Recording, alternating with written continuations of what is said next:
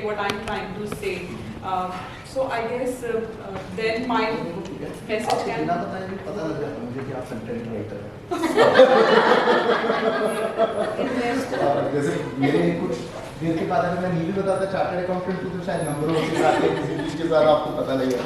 So that's how I can understand. Yes, ma'am. Investors should invest because they, one, he should believe in my idea. Then second, that he should know that I'm solving a problem. Third, ये दोनों चीज हाँ yeah. Third, that he's when at the time of selling in a long term, when he's coming out of that venture, he's making money and he's coming out. तो आपने 3 answer बताया तो only answer is third. Yes. No investor is interested कि आप क्या problem solve कर रहे हैं. No investor is interested कि आप क्या सोसाइटी के लिए कर रहे हो. थ्योरेटिकल बड़ा अच्छा है. अगर ये चॉकलेट बेच रही हैं सोसाइटी के लिए कुछ नहीं कर रही है, खराब चॉकलेट भी बेच रही हैं, लेकिन इन्वेस्टर का पैसा बन रहा है तो भी बन जाएगा. अगर ये अच्छी बेच रही है तो और अच्छी बात है कि वो पैसा बनेगा तो मैं लेके आऊँगा, नहीं बनेगा तो नहीं बनेगा तो नहीं निकालेंगे. तो बड़ी सिंपल सी बात है. तो you will have to understand the mentality of an investor. Investor is there to make money out of your business and he is very lazy. He don't want to work like me. I don't want to open a shop. I don't want to go to the office. I only want to invest in money in other business, and I want other people to work for my money to grow my money. Yeah. So that is the ultimately game. And once you will understand that, you have understood the mentality of the investor itself. So we क्यों invest कर रहे हैं? अब दूसरे perspective को लेते हैं. जो एक मिथ है, वो कहते हैं मेरे पास है ना थोड़ा अच्छा बिजनेस प्लान है. And my business will run for 10 years and it will make money for the business. So ultimately you will not have to make money for your business, you will have to make money for the investor. So agility is extremely important unless and until you believe that this is scalable. उसको believe है कि ये scale करेगा, उसको believe है कि business पैसा भी बनाएगा, profitable हो जाएगा, अच्छा. But if you do not believe that there will be some IP which will be created out of your business and which will be in your mindset, investor का agent कैसे आता है? सर जब वो second series मांगता है और पहला कभी निकलेगा? ठीक है. जब दूसरा सीरीज आता है वो पहला नहीं समझ Sir, हाँ तो कर दी बट मैं थोड़ा. हाँ, okay. Like if you're an angel investor, you believe that my idea is good and it is solving a problem, it is sellable. I'm going to make a money in next, let's say next 5 years or 6 years on that. I will scale up, your money will scale up, you'll. But then over a period of time, if mine is like. Let's understand with example. Okay, if it is like So, 10x. Take Now an I example. need 100x. Okay. So then I will look for an investor who will give me an 100x. In that case, I will take out your 10x. I will ask you, wanted to get exit? You'll say yes, and then I'll take another one. Okay, got it. So let's understand with an example. Consider that you are in an export project, Yeah. and your turnover is around 10 crore rupees in a year. Yeah. And you came to me and you said my valuation of my company is 50 crore. Okay. I said okay, I am ready to put 5 crore rupees in your company, and I want 10% stake in your company. All agree to that, and we understand this terms. Yeah. Shorting को हमने अब देख ही लिया, हम expert हो गए इससे ज़्यादा लोग की वही नेगोशिएशन कैसे होता है. तो ये शार्क टैंक में गए एंड आई आस्क कि मैं 10% में एग्री कर रहा हूँ and I putting 5 crore rupees in her business. यहाँ तक हम अलाइन हैं. अब I have a 10% share holding in your company. Now what will happen next? Take an example कि आपके 10 करोड़ रुपए की जो टर्नओवर थी, now it have gone to 100 crore rupees Right. In 3 years time. 3 years. तो आप 10x से ग्रो कर रहे तो हैं. सर मैं नेक्स्ट एवेल्युएशन कराऊंगी. सेम एग्जांपल ले लेते हैं. उस टाइम पर आपकी वैल्यूएशन हो गई 500 करोड़. ठीक है, तो मैं देन मुझे 500 करोड़ के इवैल्यूएशन के लिए मुझे कितना पैसा चाहिए होगा, और मेरा करंट एंजल इन्वेस्टर उसमें इतना इन्वेस्ट करने के लिए तैयार है, और I need a bigger fish, then I will try and evaluate that how to work it out. ठीक है. तो आपने से किसी और उस टाइम पे ये भी हो सकता है अगर मुझे लगता है कि ये ही खरीद लेगा तो उन्होंने मैं बिल्कुल ठीक बताया, उसमें कोई डाउट नहीं है. बट इसको कितने लोग समझ पाए हैं कि ये किस और एक्सप्लेनेशन चाहिए तो शी विल एक्सप्लेन. नहीं सर. हाँ, कोई बात नहीं है. हम ऐसे ही सीखेंगे, आपस में सीखेंगे. कभी भी वो फैकल्टी नोटबुक जो आपको सिखाए आपको इतना आपस में, क्योंकि startup ecosystem is something where you will have to learn from each other. आप किसी भी सक्सेसफुल एंटरप्रेन्योर से पूछिए जो यूनिकॉर्न बनाता, he will say I learn from the WhatsApp group कि बाकी लोग मुझसे क्या बात कर रहे हो. किसी ने कोई इंटेलिजेंसी की बात करी तो मैंने उसको पिन करके कहा 10 मिनट मुझे भी समझा दो कि आपने बिजनेस में क्या गलतियाँ करी. कोई सक्सेसफुल फाउंडर से ये नहीं पूछता आपकी सक्सेस कैसे है. हम हमेशा ये पूछते हैं कि आपने इनिशियल स्टेज पर क्या गलतियाँ करी जिसको अवॉइड करें हम, ताकि आपने जो 5 साल में किया हमने 3 साल में नहीं किया. So you will have to learn from yourself. You have a right kind of group where you can help each other as well. तो आपने बिल्कुल ठीक बताया, लेकिन मुझे जो क्लैरिटी चाहिए फिर से कि जो नया इन्वेस्टर आ रहा है वो पुराने इन्वेस्टर के शेयर क्यों खरीदेगा? यूजर स्केलेबिलिटी देखेगा ना कि ना मैं इस टाइम से इतने टाइम तक मैं 100 करोड़ 10 से 100 बना दिया। बिल्कुल ठीक है। हाँ, और उसका कितना स्केलेबिलिटी कर सकती हूँ? बिल्कुल ठीक है। तो वो पैसा कंपनी के अंदर डालेगा, पहले वाले ने पैसा कहाँ डाला था? सर कंपनी में ही डाला, पहले वाले ने तो मेरे को बिलीव करके डाला था। डाला तो था, लेकिन वो आपके पर्सनल अकाउंट में डाला था या फिर आपकी कंपनी के प्राइवेट लिमिटेड के प्राइवेट लिमिटेड में डाला था? अब दूसरा बंदा कहाँ डालेगा? सर दूसरा बंदा आ गया, वो कह रहा है यार बड़ा ठीक है, आपका 500 करोड़ रुपए का वैल्यूएशन मुझे समझ में आ रहा है, मुझे 20% स्टेक चाहिए, मुझे 100 करोड़ रुपए देंगे। वो चेक किसके नाम से था? कंपनी के नाम से। तो फिर अमित सिंघल तो फिर बाहर रह गया, अमित सिंघल को तो पैसा मिला नहीं। ये तो उसको देंगे नहीं। कैसे देंगे? So first one will take exit, then कैसे? second. यही तो मैं आपके दिमाग खोलना चाहता हूँ ना। हम थ्योरेटिकल तो बड़ा अच्छा करते हैं यार, एग्जिट आ जाएगा। आप थोड़ा सीए की टर्म्स में इसको क्योंकि आप जब नेगोशिएशन करने जाओगे तो ये आपको पता होना चाहिए ये चीज़ें। ये लास्ट स्लाइड है मेरे, इसलिए अगर हम इसी क्वेश्चन करते तो अभी 4 बजे उसको डिस्कस कर रहे थे। But I think you are running you are on the last session of the course, तो इट इज़ गुड कि हम लास्ट की कंक्लूजन की बात करें। सर आप एक क्वेश्चन रिपीट करो। मैं क्वेश्चन रिपीट कर देता हूँ। यू आर एब्सोल्युटली करेक्ट कि आपका नेक्स्ट राउंड का इन्वेस्टर आएगा, वो एग्जिट देगा पहले इन्वेस्टर को। मैं इसमें बिल्कुल भी मना नहीं कर रहा हूँ। You are absolutely correct. जब तक नया इन्वेस्टर नहीं आएगा, पुराने इन्वेस्टर को एग्जिट नहीं मिल सकता, उसके पास कोई चॉइस नहीं है। अब मैं बात ये कर रहा हूँ कि जब आपने मुझे पहले एग्जाम्पल में तो कहा कि जब आप शार्क टैंक में गए थे तो नमिता ने आपको या अमित सिंघल ने आपको 5 करोड़ रुपये दिए, 10% शेयर दे दिए। अब आपकी कंपनी में 90% आप शेयर होल्डर हो, 10% नमिता था पालन। सर बाय बैक करूंगी ना मैं उसी पैसे से जो मुझे अगला इन्वेस्टर देगा उसके शेयर्स, और फिर उसके बाद then I will be the like 100% share holder. फिर अगली नए टर्म्स के साथ उसके नए इन्वेस्टर के साथ बात करूंगी। बायबैक के लिए अगर आपके पास में पैसा होगा तो आप नए इन्वेस्टर्स को शेयर तो फिर सर मुझे इन्वेस्टर की जरूरत ही क्यों थी? फिर तब ये तो मेरा क्वेश्चन है। फिर मुझे इन्वेस्ट इन्वेस्टर करना करना है, है तो इन्वेस्टर्स तो हायर लेवल के इन्वेस्टर्स तो चाहिए, because bigger the amount Maybe first more investor growth. था, he was able to invest 2 crore suppose, and नहीं उसी you were एग्जांपल पे रहते 5 करोड़ के हाँ तो 5 chaos थे, but might be that जब मुझे 500 जब मुझे 100 करोड़ चाहिए उस लेवल पे वो है नहीं, तो हाँ ये कह रहा है ना उतना वो स्केल अप नहीं करवा पाओ। बिल्कुल ठीक है, मैं उस चीज़ से भी मना नहीं कर रहा, बट उसका एग्जिट जो हम करवाने की कोशिश कर रहे हैं तो मैं- जबरदस्ती वो कहाँ से आएगा? अभी उसका- मैं किसी भी चीज़ में डिनाई नहीं कर रहा हूँ। You are asking कि उसका एग्जिस्ट का पैसा कहाँ से आएगा? प्रोसेस और कैसे आएगा वो प्रोसेस भी सेकेंडरी है, पर कैसे आएगा वो विल गिवन है। फाउंडर विल गिवन है No, कि no, no, No, there's no company. buyer will exit to that. बिल्कुल ठीक है, हम सही ट्रेंड पर आ गए। कैसे देगा? जैसे सिंपल आंसर। नेक्स्ट सीरीज में उन्हें परचेज का शेयर को एग्जिट टाइम करो। कैसे चलाएगा? जो नेक्स्ट सीरीज टाइम उसी में से एग्जिट करेंगे। आपने जो थ्योरेटिकल काम की वो ठीक मैं यहीं पर लाना चाह रहा था, यहीं पर हम आगे now all of us are on the same page कि पहले एक्सन इन्वेस्टर ने आपकी कंपनी में इन्वेस्ट किया 5 करोड़ रुपए, he took the 10% equity in your company. Now some bigger fish is coming who want to invest 100 crore rupees in your company, so he will not put 100 crore rupees in your company, he will put partial money in your company and will buy out some other shares from the existing investors. So you should be absolutely correct। India में buyback कुछ नहीं होता है, that is केवल listed company का एक छोटा सा फंड है जहाँ पर वो 1-2% का बायबैक कर देता है। This is purely someone will buy the share, he will pay long term or short term capital gain on that share, और वो बाहर निकल जाएगा और नया इन्वेस्टर आ जाएगा, और ये पार्शियल एग्जिट हो सकता है, फुल एग्जिट हो सकता है। अगर वो चाहे कि मैं कंटिन्यू करना चाहता हूँ, I don't want an exit, no one can force me to take an exit, that is in his way, he wants to take an exit or not, and whether that exit is exciting enough for him to take an exit. If he still feel that company can do much better, he can also continue in the company along with the new investor. So there is no compulsion that whenever new investor will come, existing investor has to exit. There is no compulsion whether new investor he can exit. That is also not a compulsion. Isn't it Sir, एक yes, question है हाँ, मेरा। isn't it that question है। argument? जब मैंने startup के लिए करा तो मैंने 5 करोड़ मांगा, अब मुझे 100 करोड़ चाहिए। 100 करोड़ वाला इन्वेस्टर मुझे सेकंड सीरीज में 100 करोड़ देने को तैयार है, पर वो मुझे कह रहा है कि अब now your company has gone, जो मेरे पहले का शेयर है उसका तो शेयर सिर्फ इतना, let's say 5% of my company is there ना, but this is giving me a bigger amount for the bigger, so whose hold will be better off, will be more on the this thing. नहीं तो proportionally रहेगा। So take an example if you had given 10% share to the Amit, so I am holding 10%, you are holding 90%. Now new investor came basically 100 crore rupees for 20% share.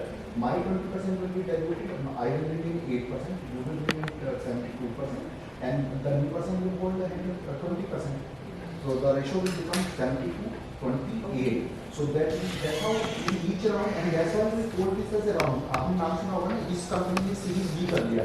Series B की कोई definition नहीं है, केवल alphabetically जैसे हम class में बच्चों को भेजते रहते हैं फर्स्ट सेकंड थर्ड पेज में, केवल उससे ये पता लगता है कि इस कंपनी पर 3 बार इन्वेस्टर बिलीव कर चुके हैं. In case you are saying कि अगर ओयो का सीरीज एच हुआ है, इट मींस ABCDF काउंटिंग करके कि कितनी बार इन्वेस्टर बिलीव कर चुके हैं, 1 2 3. अदरवाइज अब मैं आपको कहूँ कि एच की डेफिनेशन दिया हुआ है, एच देख के मुझे ये पता लग जाएगा कि इसकी कंपनी ने 1 बिलियन की वैल्यूएशन, 1 बिलियन की इन्वेस्टमेंट हुई है या हाफ बिलियन हुई है, आई कांट डू इट.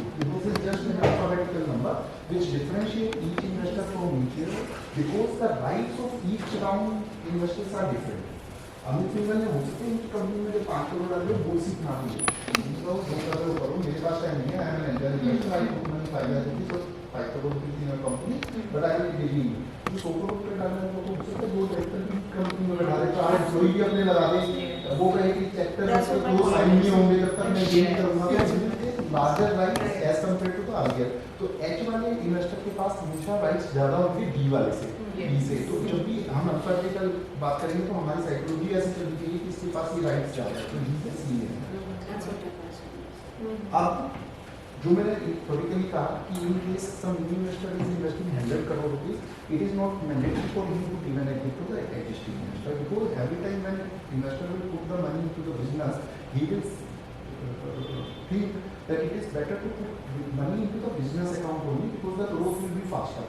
अगर उसने अमित सिंघल को एग्जिट दे दिया तो अमित सिंघल तो अपने घर लेके चला गया, उसका तो कुछ नहीं हुआ. बट अगर बिजनेस में आपके पास गया तो शायद आप एडवर्टाइजमेंट करने का 50 करोड़ रुपए खर्च करने की सोच रहे थे 2 साल में, तो you could have spent 100 crore rupees and you will go faster. अगर आप 4 लोग एम्प्लॉई रखने की कोशिश करते थे तो आप check the books of accounts of the company. I have to go to the board meeting. I can ask as many questions as I want.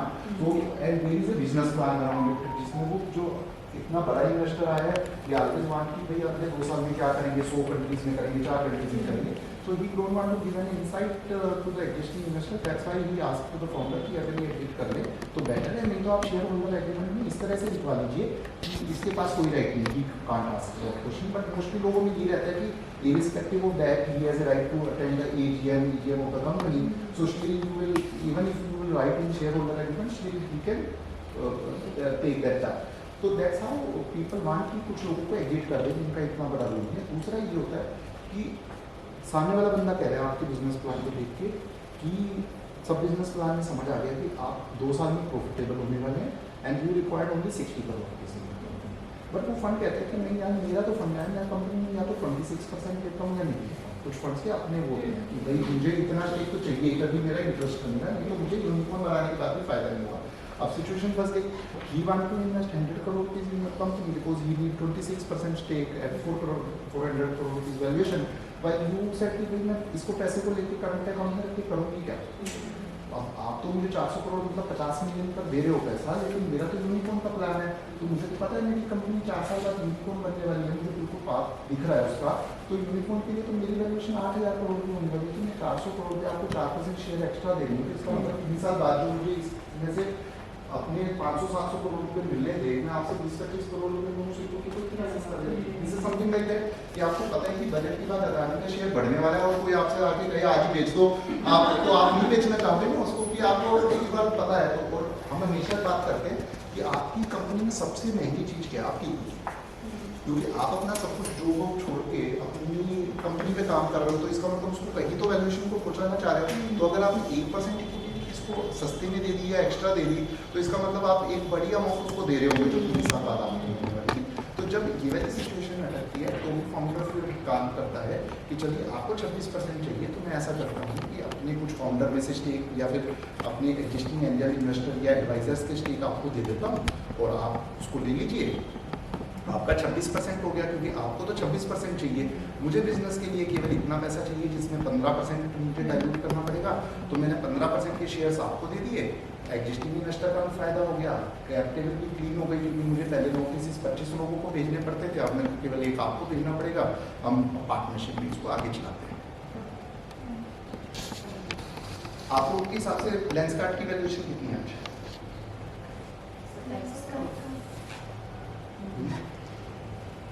4 billion की वैल्यूएशन है, अप्रोक्सीमेटली 3200। तो आप ये देखिए कि मोशन किस तरह से करते करते वो वैल्यूएशन को 3200 करोड़ रुपए पर पहुंचा दी है। तो मतलब आपको कई बार पता नहीं लगता कि बिजनेस चाहे चश्मे का है, चाहे एजुकेशन का है, कंटेंट का है, क्या चीज़ कहाँ चली जाए, यू नेवर नोस। तो that's how we will have to believe in the idea.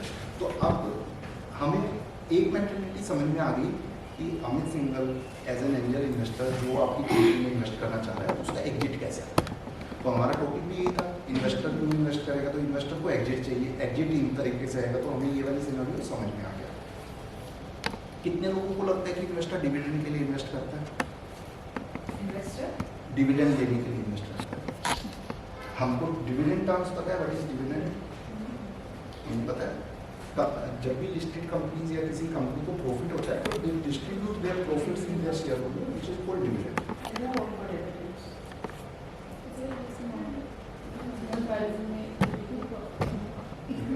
कुछ टाइम बाद there is profit in your want to be part of it, why not? Finances तो बढ़ेगी। तो चलिए 2 व्यूज आ गए हैं, तो फिर वोट कर लेते हैं। कितने लोगों को लगता है कि इन्वेस्टर जो इन्वेस्ट करता है डिविडेंड के लिए करता है? लिस्टेड कंपनी में तो लोग आईटीसी में तो इसीलिए इन्वेस्ट करते हैं कि डिविडेंड देती है 10-20 रुपए का, बढ़िया बैंक से बढ़िया डिविडेंड आ जाता है। सेफ कंपनी है, तो लिस्टेड कंपनी में तो बहुत सारे इन्वेस्टर आपको और फंड ऐसे मिलेंगे। म्यूचुअल फंड में आप रिसर्च करेगा देने से कि we are dividend focused mutual, जिनका फोकस यही है कि हम उस कंपनी में इन्वेस्ट करते हैं जो साल में सबसे अच्छा डिविडेंड देती है। तो हमें ये पता है कि म्यूचुअल फंड ऐसे एग्जिस्ट करते हैं जो डिविडेंड के लिए इन्वेस्ट करते हैं, बट क्या एंजल इन्वेस्टर डिविडेंड के लिए इन्वेस्ट करते हैं किसी कंपनी में? ऐसा किसको?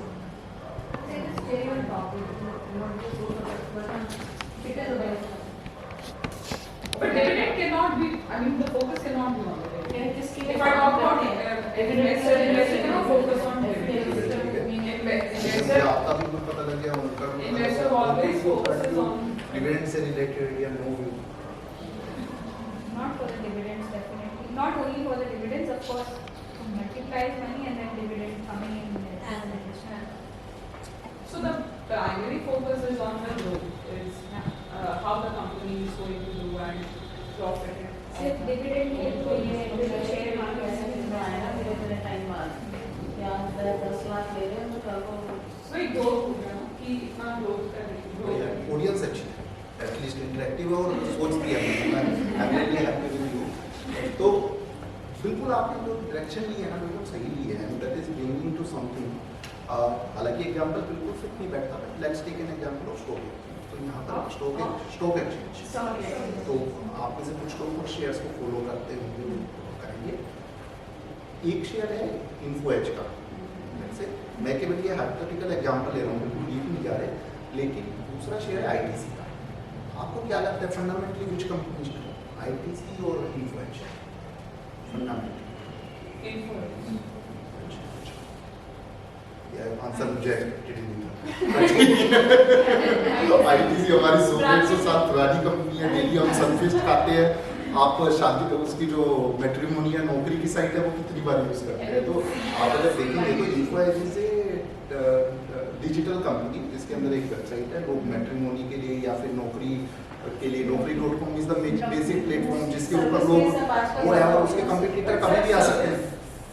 हाँ, I get your point. But जो आईटीसी का फंडामेंटल वो है कि आप एकदम से ये सोच सकते हैं कि कल को कोई आशीर्वाद आटा खाना बंद कर देगा या उसके सनफिस्ट के बिस्कुट आने बंद हो जाएंगे आईटीसी के, या लोग कल को सिगरेट पीना बंद कर देंगे। उसका मतलब फंडामेंटली उसकी इतनी सारी सेगमेंट है कि 110 साल में उसने जो बेस क्रिएट कर रखा है उसको हिलाना मुश्किल नहीं है, जबकि naukri.com का कंपटीटर लाना बहुत आसान काम है आईटी।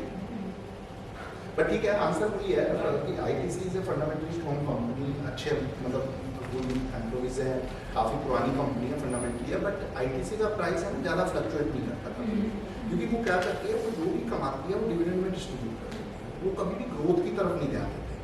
और ये जो न्यू एज कंपनीज हैं, चाहे मैं इंडिया मार्ट की बात करूँ, चाहे मैं इसकी और कंपनियों की बात करूँ जो मैंने इन्फो एज की बताई, ये हमेशा ग्रोथ पर काम करते हैं। तो अगर आप अपनी कंपनी में से इन्वेस्टर को डिविडेंड दे दो तो इसका मतलब आपके पास उस फंड को यूटिलाइज करने का कोई मेथड नहीं है। ठीक है, एग्जाम्पल कि मैंने एक्सपोर्ट कर दिया, अगर एक्सपोर्ट में उनकी टर्नओवर 10 करोड़ रुपए की हुई और उसमें से इन्होंने 3 करोड़ रुपए का प्रॉफिट कमा लिया, तो क्या ये 3 करोड़ रुपए अपने शेयर होल्डर को बांट देंगी, या 13 करोड़ रुपए की 3 करोड़ की और इन्वेंटरी खरीद के उसको 20 करोड़ के रेवेन्यू पे लेके जाएंगी? तो जब भी आपका बिजनेस ग्रो कर रहा होता है, आपके पास चॉइसेस नहीं होती पैसा बाहर निकालने, you always need more money, that's why you are raising funds. तो in case you are giving dividend, practically in startup that is not practical possible, क्योंकि आपके पास कभी पैसा सरप्लस होता ही नहीं, आप तो हमेशा इन्वेस्टर से पैसा मांग रहे होते, और दे दो, मैं 10 सिटी में और खोल दूंगा, 5 फैक्ट्री और लगा लूंगा, यहाँ पर मेरे पास परचेज, मतलब इनके सेगमेंट में तो सिंपल है कि लोग ये लेके आते हैं हमारे पास कि देखिए इतने सारे परचेज ऑर्डर है मेरे पास, सर्व करने के लिए फंड नहीं है, आप फाइनेंस दे दो मैं कर दूंगा। फिर हमें कहना पड़ता है कि नहीं, अब आप ये बताइए कि इसमें आईपी क्या है, but IP you are correct. उन्होंने D2C की बात कही, तो मैं जूम कर रहा हूँ कि D2C के अंदर एक ब्रांड बनेगा जिसकी एक आईपी होगी और कल को वो आईपी बिकेगी। जैसे बिस्लेरी मैंने पी है तो अभी 400 करोड़ रुपए में बिकी, हमें सबको पता है कि वो क्या बिका, बिस्लेरी का नाम ही तो बिका, ऐसा तो है नहीं कि पानी भी किया या कुछ और बिका, तो that is brand name. Lenskart का जो 4 बिलियन का valuation, what is that, that is a brand name, कि वो आज किसी भी कंट्री में जाके खोलते हैं। अब मैं दुबई के एक बंदे से मिला, मैंने कहा देखो हमारे यहाँ देश की स्टार्टअप तो आपके यहाँ बड़ा अच्छा काम कर रही है, कौन सी स्टार्टअप, मैंने कहा काश 24 पे, अच्छा दुबई की नहीं है, क्यों? तो हमें तो ये लगता था हमारी, हम तो हर जगह देखते हैं कि इंडिया की है, मैंने कहा हाँ हमारे यहाँ की है, बोलते अच्छा तो काश 24 है, कि अगर कल काश 24 अपना नाम बेचने जाएगा या कार देखो बेचने जाएगा तो दैट इज ब्रांड नेम। अब उसी के अंदर वो इंश्योरेंस देखो भी बोल रहा है, तो it means it is utilising that brand name. तो हम बिजनेस को कैसे बाइफरकेट करते हैं कि what is the IP which will be created by business. Madam chocolate का बिजनेस करेंगी तो ये चॉकलेट का नाम होगा, वो चॉकलेट ग्रो करेगी तो वो चॉकलेट के नाम की आईपी होगी। Mamaearth is a brand name, valuation का तो डिस्प्यूट है ही है, 24,000 करोड़ है नहीं है, वो सब गार्डन में क्यों नहीं हो सकता है? हो सकता है, मैंने मना नहीं किया। मेरा क्वेश्चन होगा कि अगर आप मेरे पास परचेज ऑर्डर लेके आओगे और कहोगे कि केवल इसको सर्व करने के लिए मुझे फाइनेंस दे दो, तो मुझे उस परचेज ऑर्डर को सर्व करने के लिए आपके जो बायर होंगे, आपने स्टार्टिंग में जो एक्सपोर्ट वाला वर्ड कहा था, मैंने वहाँ से पकड़ लिया, क्योंकि मेरे पास कई बार मैन्युफैक्चरिंग यूनिट आती है कि सर आप तो इन्वेस्टर हो, मेरे पास परचेज ऑर्डर है, मारुति मुझसे 10 करोड़ रुपए का माल खरीदना चाहते हैं, आप 1 करोड़ लगा दो, बड़ी अच्छी रिटर्न आएगी। तो मेरा कोई इंटरेस्ट नहीं थी कि वो पार्ट मारुति के अंदर अगर जाके फिट हो गया तो आपका तो कोई ब्रांड नेम नहीं बनाना, तो इसलिए मैं ऐसा नहीं आपको एग्जांपल लेके आपको कर रहा हूँ।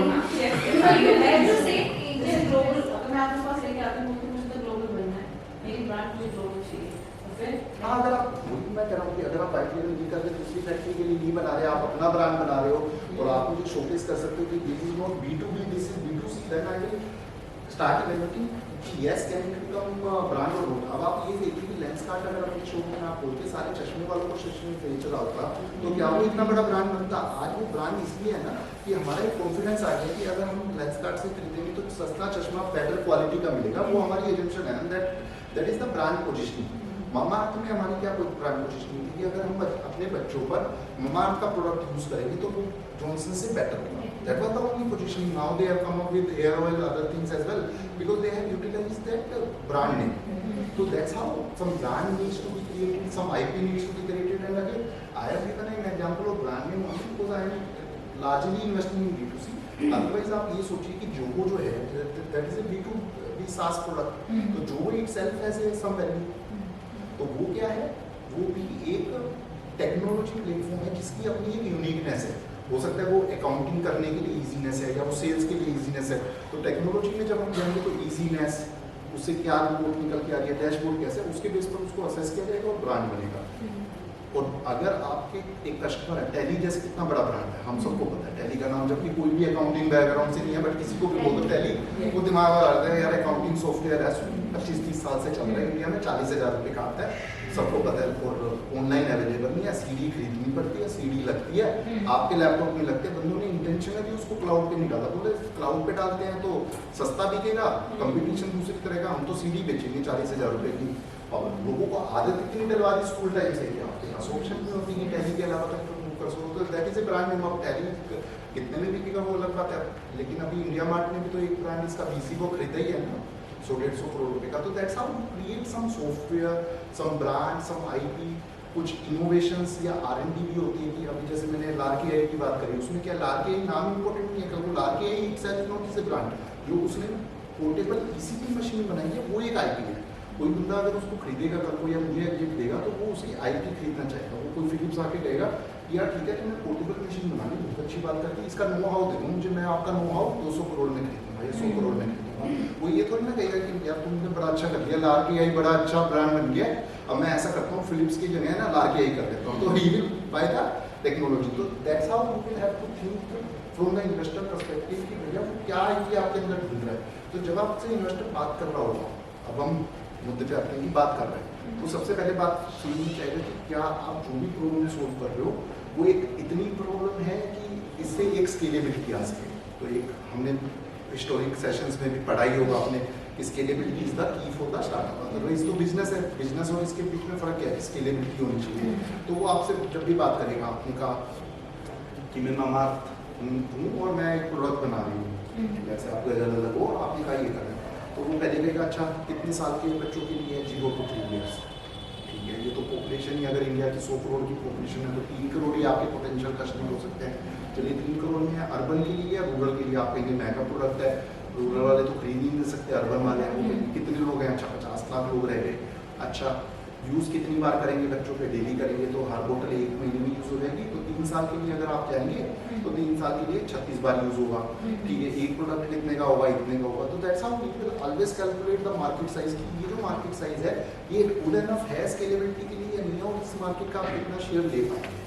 तो अगर आप जो उसका माइंडसेट है और अपना माइंडसेट मैच कर लेंगे तो आप तो क्वेश्चन भी यही है, और अब तो शार्क टैंक में आप देख ही रहे हैं, तो हर कोई पूछता है इसका मार्केट साइज कितना है, सामने वाला कहता है 10,000 करोड़, वो तो चलो शूटिंग है तो वो पूछते नहीं है, लेकिन जब हम टेबल पर बैठते हैं तो फिर पूछते हैं ये 10,000 करोड़ कैसे आए, 9,000 करोड़ क्यों आए, तो you should have a clear answer. तो जैसे फैब्रिक रोड में हमने इन्वेस्ट किया था तो they give the clear cut picture की अगर एक लेडी सूट बनवाती है तो उसमें 3 मीटर कपड़ा लगता है, ऐसे लगता है, ऐसे लगता है, और ऐसे करके खरीदते हैं, तो उसने कुछ डाटा पॉइंट हमें 1.5 साल पहले दिखाए थे, तो we were convinced with that, that's how we invested. तो हमें ये समझ में आ गया कि मार्केट साइज इन्वेस्टर के माइंड में चल रहा होता है। फिर दूसरा उसका ये चल रहा होता है कि एक्चुअली ये एक प्रॉब्लम है, जॉनसन का ये प्रोडक्ट काम नहीं कर रहा है, XYZ मेरे लिए प्रॉब्लम है, बट आपका सोल्यूशन सबसे बेस्ट है, ये मैं कैसे करूँ, हो सकते हैं यहाँ पर 15 और सोल्यूशन हो सकते हैं जो आप जैसे मार्केट में गए दूसरा बंदा आपसे बेटर सोल्यूशन है, और आपने अगर कन्विंस कर दिया कि या तो मेरी स्पीड फास्ट है या मेरा सोल्यूशन सबसे बेस्ट है, तो वी विल बी कन्विंस कि ठीक है ये प्रॉब्लम एग्जिस्ट कर रही है। प्रॉब्लम का मतलब जरूरी नहीं है कि वो प्रॉब्लम है, improvisation is also a kind of problem where you are including some the processes और something and then you are solving it. तो प्रॉब्लम सॉल्यूशन, फिर लास्ट उसका वो रहता है बिजनेस कैसे है, so what will be your revenue model, and then we will spend more time with you कि आपको जैसे मैंने टैली का एग्जांपल दिया, तो टैली मशीन में he settled out right 45 while QuickBooks and their other competitor they are charging 1,000 rupees per month.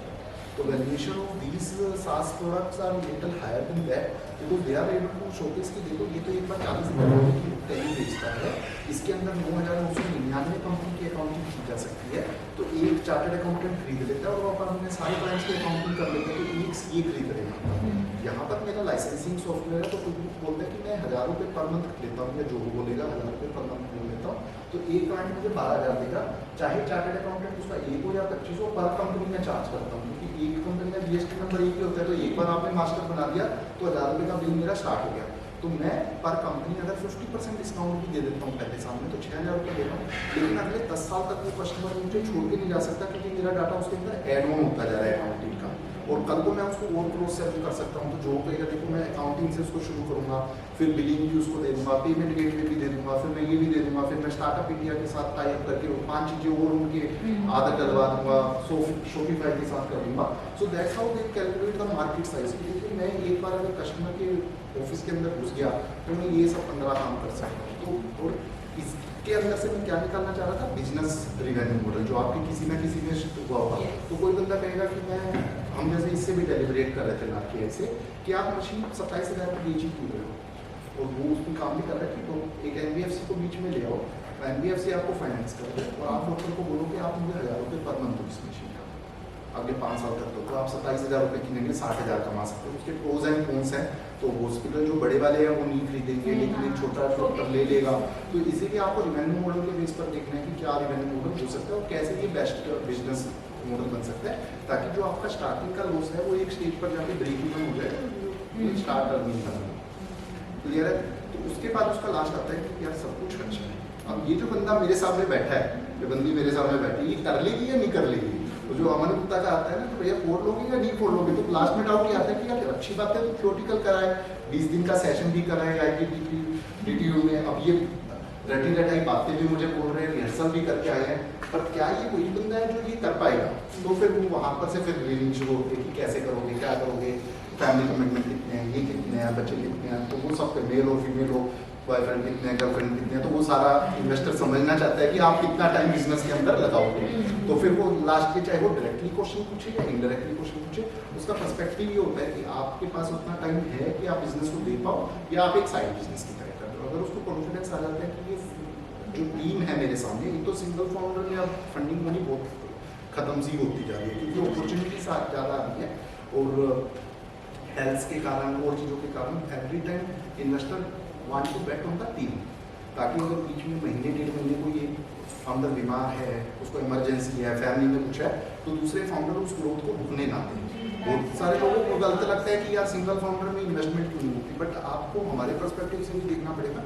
मैं भी बीमार होता हूँ, आप भी बीमार होते हैं, हमारे घर में भी इमरजेंसी आती है, हमें भी कई बार घूमने जाना पड़ता है, तो जो ग्रोथ है ना स्टार्टअप में रुक नहीं सकती। That's why they always insist कि 2 बंदे तो कम से कम हो, 3 ना हो, ताकि अगर कोई बीच में अटक जाए कहीं पर भी तो दूसरा बंदा उसको मतलब बिजनेस को संभाले। Before that's right, but starting में तो देखिए 2015 में जब हमने इन्वेस्टमेंट करना शुरू किया ना, हमारे पास ऑप्शन ही नहीं थी इन्वेस्ट करने की, क्योंकि क्या होता था, अगर महीने में कोई एक बंदा आ गया गलती से, मैं स्टार्टअप खोल रहा हूँ, हम तो बड़े खुश हो जाते थे कि कोई खोल रहा है, चलिए आप ले जाओ पैसा, कोई बात नहीं, मतलब वो फूमा था। अब तो 80,000 स्टार्टअप तो गवर्नमेंट कह रही है, हर रोज पिछले हो रहे हैं, कुछ हो रहे हैं, वहाँ पे बड़ी मुश्किल से कोई, मतलब हमें ना फोन कर करके कहना पड़ता था यार कोई इन्वेस्टमेंट मिस नहीं हो जाए, आपको कोई आई मुझे भी नहीं आई थी यार, 4 आई थी, चारों बेकार थी, ठीक है। तो दैट वाज द कन्वर्सेशन है। तो वो गलती से कोई अंदर में काला राजा आ गया तो मतलब फंडिंग में 1 करोड़ रुपए तो 1 हफ्ते में रेज हो जाता था। आपने स्टार्टअप नहीं पकड़ा, तो मेरे लिए फायदा ये है ना, मैं मोदी साहब से 1 साल पहले स्टार्टअप ले आया इंडिया के अंदर स्टार्टअप। तो मेरे साथ एक इंटरेस्टिंग किस्सा हुआ था, जब मैंने स्टार्टअप बड़ी खोली है, तो स्टार्टअप बड़ी खोली 2015 में, फरवरी में इनकॉर्पोरेट कर ली। रिश्तेदार वैसे ही परेशान कि यार सीए की अच्छी टैक्सी चल रही है, पता नहीं क्या कर रहा है, ठीक है उनको पता है कुछ ना कुछ कर लेगा। तो जब मोदी साहब ने स्टार्टअप इंडिया के अगले दिन अखबार में आया, ये कहते हैं तेरी कंपनी का नाम क्यों लिया था? उनका स्टार्टअप मेरी कंपनी का नाम नहीं, स्टार्टअप एक कंसेप्ट है।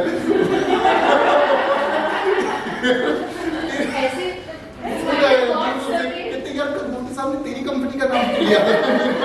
लेना देना नहीं है उससे, वो तो कंसेप्ट है जिस पर मैं सोसाइटी को काम करने की, या वो फ्यूचर है इंडिया का, तो दैट्स हाउ आई एम। आपको मार्केटिंग मिल गई आपके? मेरी मार्केटिंग का एक और स्किल है। मैं एक दिन चला गया किसी के साथ, एक चार्टर्ड अकाउंटेंट के साथ, युवराज सिंह से मिलने, वो और उनकी मदद बैठे हुए थे। वो बोले क्या करते हो? मैंने कहा स्टार्टअप्स को वर्चुअल CFO सर्विसेज देते हैं। तो कहते हैं ये क्या होता है? मैंने कहा जैसे एक वर्चुअल कोवर्किंग स्पेस होता है, तो मैंने सेम कंसेप्ट लिखा था कि एक ऑफिस अगर 15 लोग इकट्ठे बैठ के काम कर सकते हैं, तो एक फाइनेंस टीम 15 क्लाइंट्स का काम क्यों नहीं कर सकती? तो एक चलता है माई CFO, जो 2 लाख रुपये महीना लेते हैं, हम 15,000 रुपये महीना लेते हैं, और हम वर्चुअल CFO सर्विसेज भी ये देते हैं। तो इसका ग्रोथ क्या है? जब तक तो स्टार्टअप इंडिया, स्टैंडअप इंडिया भी आ चुका था 2001 दिसंबर में था। मैंने कहा जी ऐसा है, अभी हम कर रहे हैं 80 क्लाइंट्स को सर्व, 1 ही साल हुआ है, हर साल मैं इसको ऐसे ग्रो करूँगा, 1000 क्लाइंट्स को सर्व करेंगे। तो स्टार्टअप बड़ी के अंदर युवराज सिंह से partner he 10% owner is that. He said कि मैं मुझे भी इन्वेस्ट करने का, मेरा तो प्रॉफिटेबल बिजनेस है, मुझे फंडिंग चाहिए नहीं। तो बोले मैं एडवर्टाइजमेंट कर दूंगा तेरी। मैंने कहा ठीक है, आप पोस्ट कर देना, मेरे लिए फायदा हो जाएगा। तो दैट्स ऑल। फिर वहाँ से मुझे मार्केटिंग ट्रिक पता लगी। फिर आप लोगों ने टॉयलेट एक प्रेम कथा देखी है? ठीक है, तो आप फिर से कभी नेक्स्ट टाइम देखूंगा, नंबरिंग पे ध्यान देना। तो मेरी पोर्टफोलियो कंपनी P-Safe का नाम आता है उसमें, हाइजीन पार्टनर, तो वो मैंने डलवाया था। तो वो कुछ खुराफात करी मार्केटिंग की, उसी बहाने मुझे अक्षय कुमार और भूमि पेडनेकर से भी मिलने का मौका मिल गया। तो that was a collaboration where I went to the producer Arun Sampath, मैंने कहा कि ये स्टार्टअप है, इसको एडवर्टाइजमेंट करनी है, आपकी फिल्म आ रही है, आपको प्रमोशन करनी है, टॉयलेट और फी से एकदम सीधा कनेक्शन है, तो आप इसमें कोई सीन डाल दीजिए। तो बोले नहीं, मूवी तो बन के वो डिस्ट्रीब्यूट हो चुकी, now nothing can be done. तो we did an agreement where we said कि we will do certain expenditure on promotion of your movie, but you will have to give us certain deliverables. So what will be that कि आप एक तो हमारा hygiene partner में नाम डालोगे, दूसरा आप हमारी 5 डिस्ट्रीब्यूटर को अक्षय कुमार से मिलवाओगे, हमें एक इनवाइट चाहिए, तो they agreed. We also spend 50 lakh rupees, but investor का पैसा गया था, but that's how I start looking. फिर मैं बरेली की बर्फी वाला के पास चला गया, फिर मैंने आप इसका भी देखोगे, ये जो है मामाअर्थ का भी, मामाअर्थ का मैंने करवाया था वरुण का, इसमें कल की कोचलिन की एक फिल्म आई थी ribbon, that was on pregnant woman. फिर मैं कल की कोचलिन और सुमित व्यास से मिलकर, उसकी डायरेक्टर थी राखी, उससे मिला, वो करवाया। तो ये गजल, मैं और वो सीपी इकट्ठे गए थे उन सबसे मिलने उस टाइम पर, बाइक वाइक लेने, क्योंकि बिल्कुल नई स्टार्टअप थी, माइक भी अपना ही लेके गए थे, कल की रिकॉर्ड कर दो। तो ये सब स्टार्टअप्स हमने उस स्टेज पर देखी हुई 2015 में, जहाँ पर हम ऐसे घूमते थे कि जैसे पता नहीं क्या होगा, लेकिन अब जब हम शार्क टैंक्स में इनको देख रहे हैं या वो कर रहे हैं, तो we also start realising, and that's why I am now into full time into the investment, कि भाई इसको वो करते हैं। So initially जो है इन्वेस्टर होते हैं वो आपको कैसे मिले? इनिशियली मतलब बिफोर मोदी जी स्टार्ट। नहीं, मैं उस टाइम पर इन्वेस्ट नहीं करता था, वो तो एक अलग वर्चुअल सीएफओ सर्विसेज देता था, मेरे तो क्लाइंट्स होते थे स्टार्टअप। तो वरुण तो मामाअर्थ वाज माय क्लाइंट, मैं उसकी अकाउंटिंग करवाता था अपने ऑफिस से और उसको एडवाइस देता था। मेरा रोल तो वहाँ पर वर्चुअल सीएफओ सर्विसेज का था। अभी जैसे like you must have started your startup financing the हाँ, वो मैंने स्टार्टअप, 2015 में फर्स्ट इन्वेस्टमेंट यू करी। कोलैबोरेटेड विद योर अदर हाँ, partners? so that is an interesting question. तो स्टार्टअप बडी में we took one assignment of Burger Singh. Burger Singh founder Kabir G Singh came from the UK and he said कि मुझे fund raise करवा दो। तो मैंने कहा कौन कर रहा है? तो ये जो शार्क टैंक में रणवीर आता है, he was investing 50 lakh rupees in that company। मैंने कहा ठीक है। तो मैंने कहा उसको कैसे में लगे थे, बचपन का दोस्त है, वो तो डाल ही रहे थे। ठीक है चलो डाल रहा है। तो we did the proper math because that was easy for me at that time because that is a restaurant or QSR model।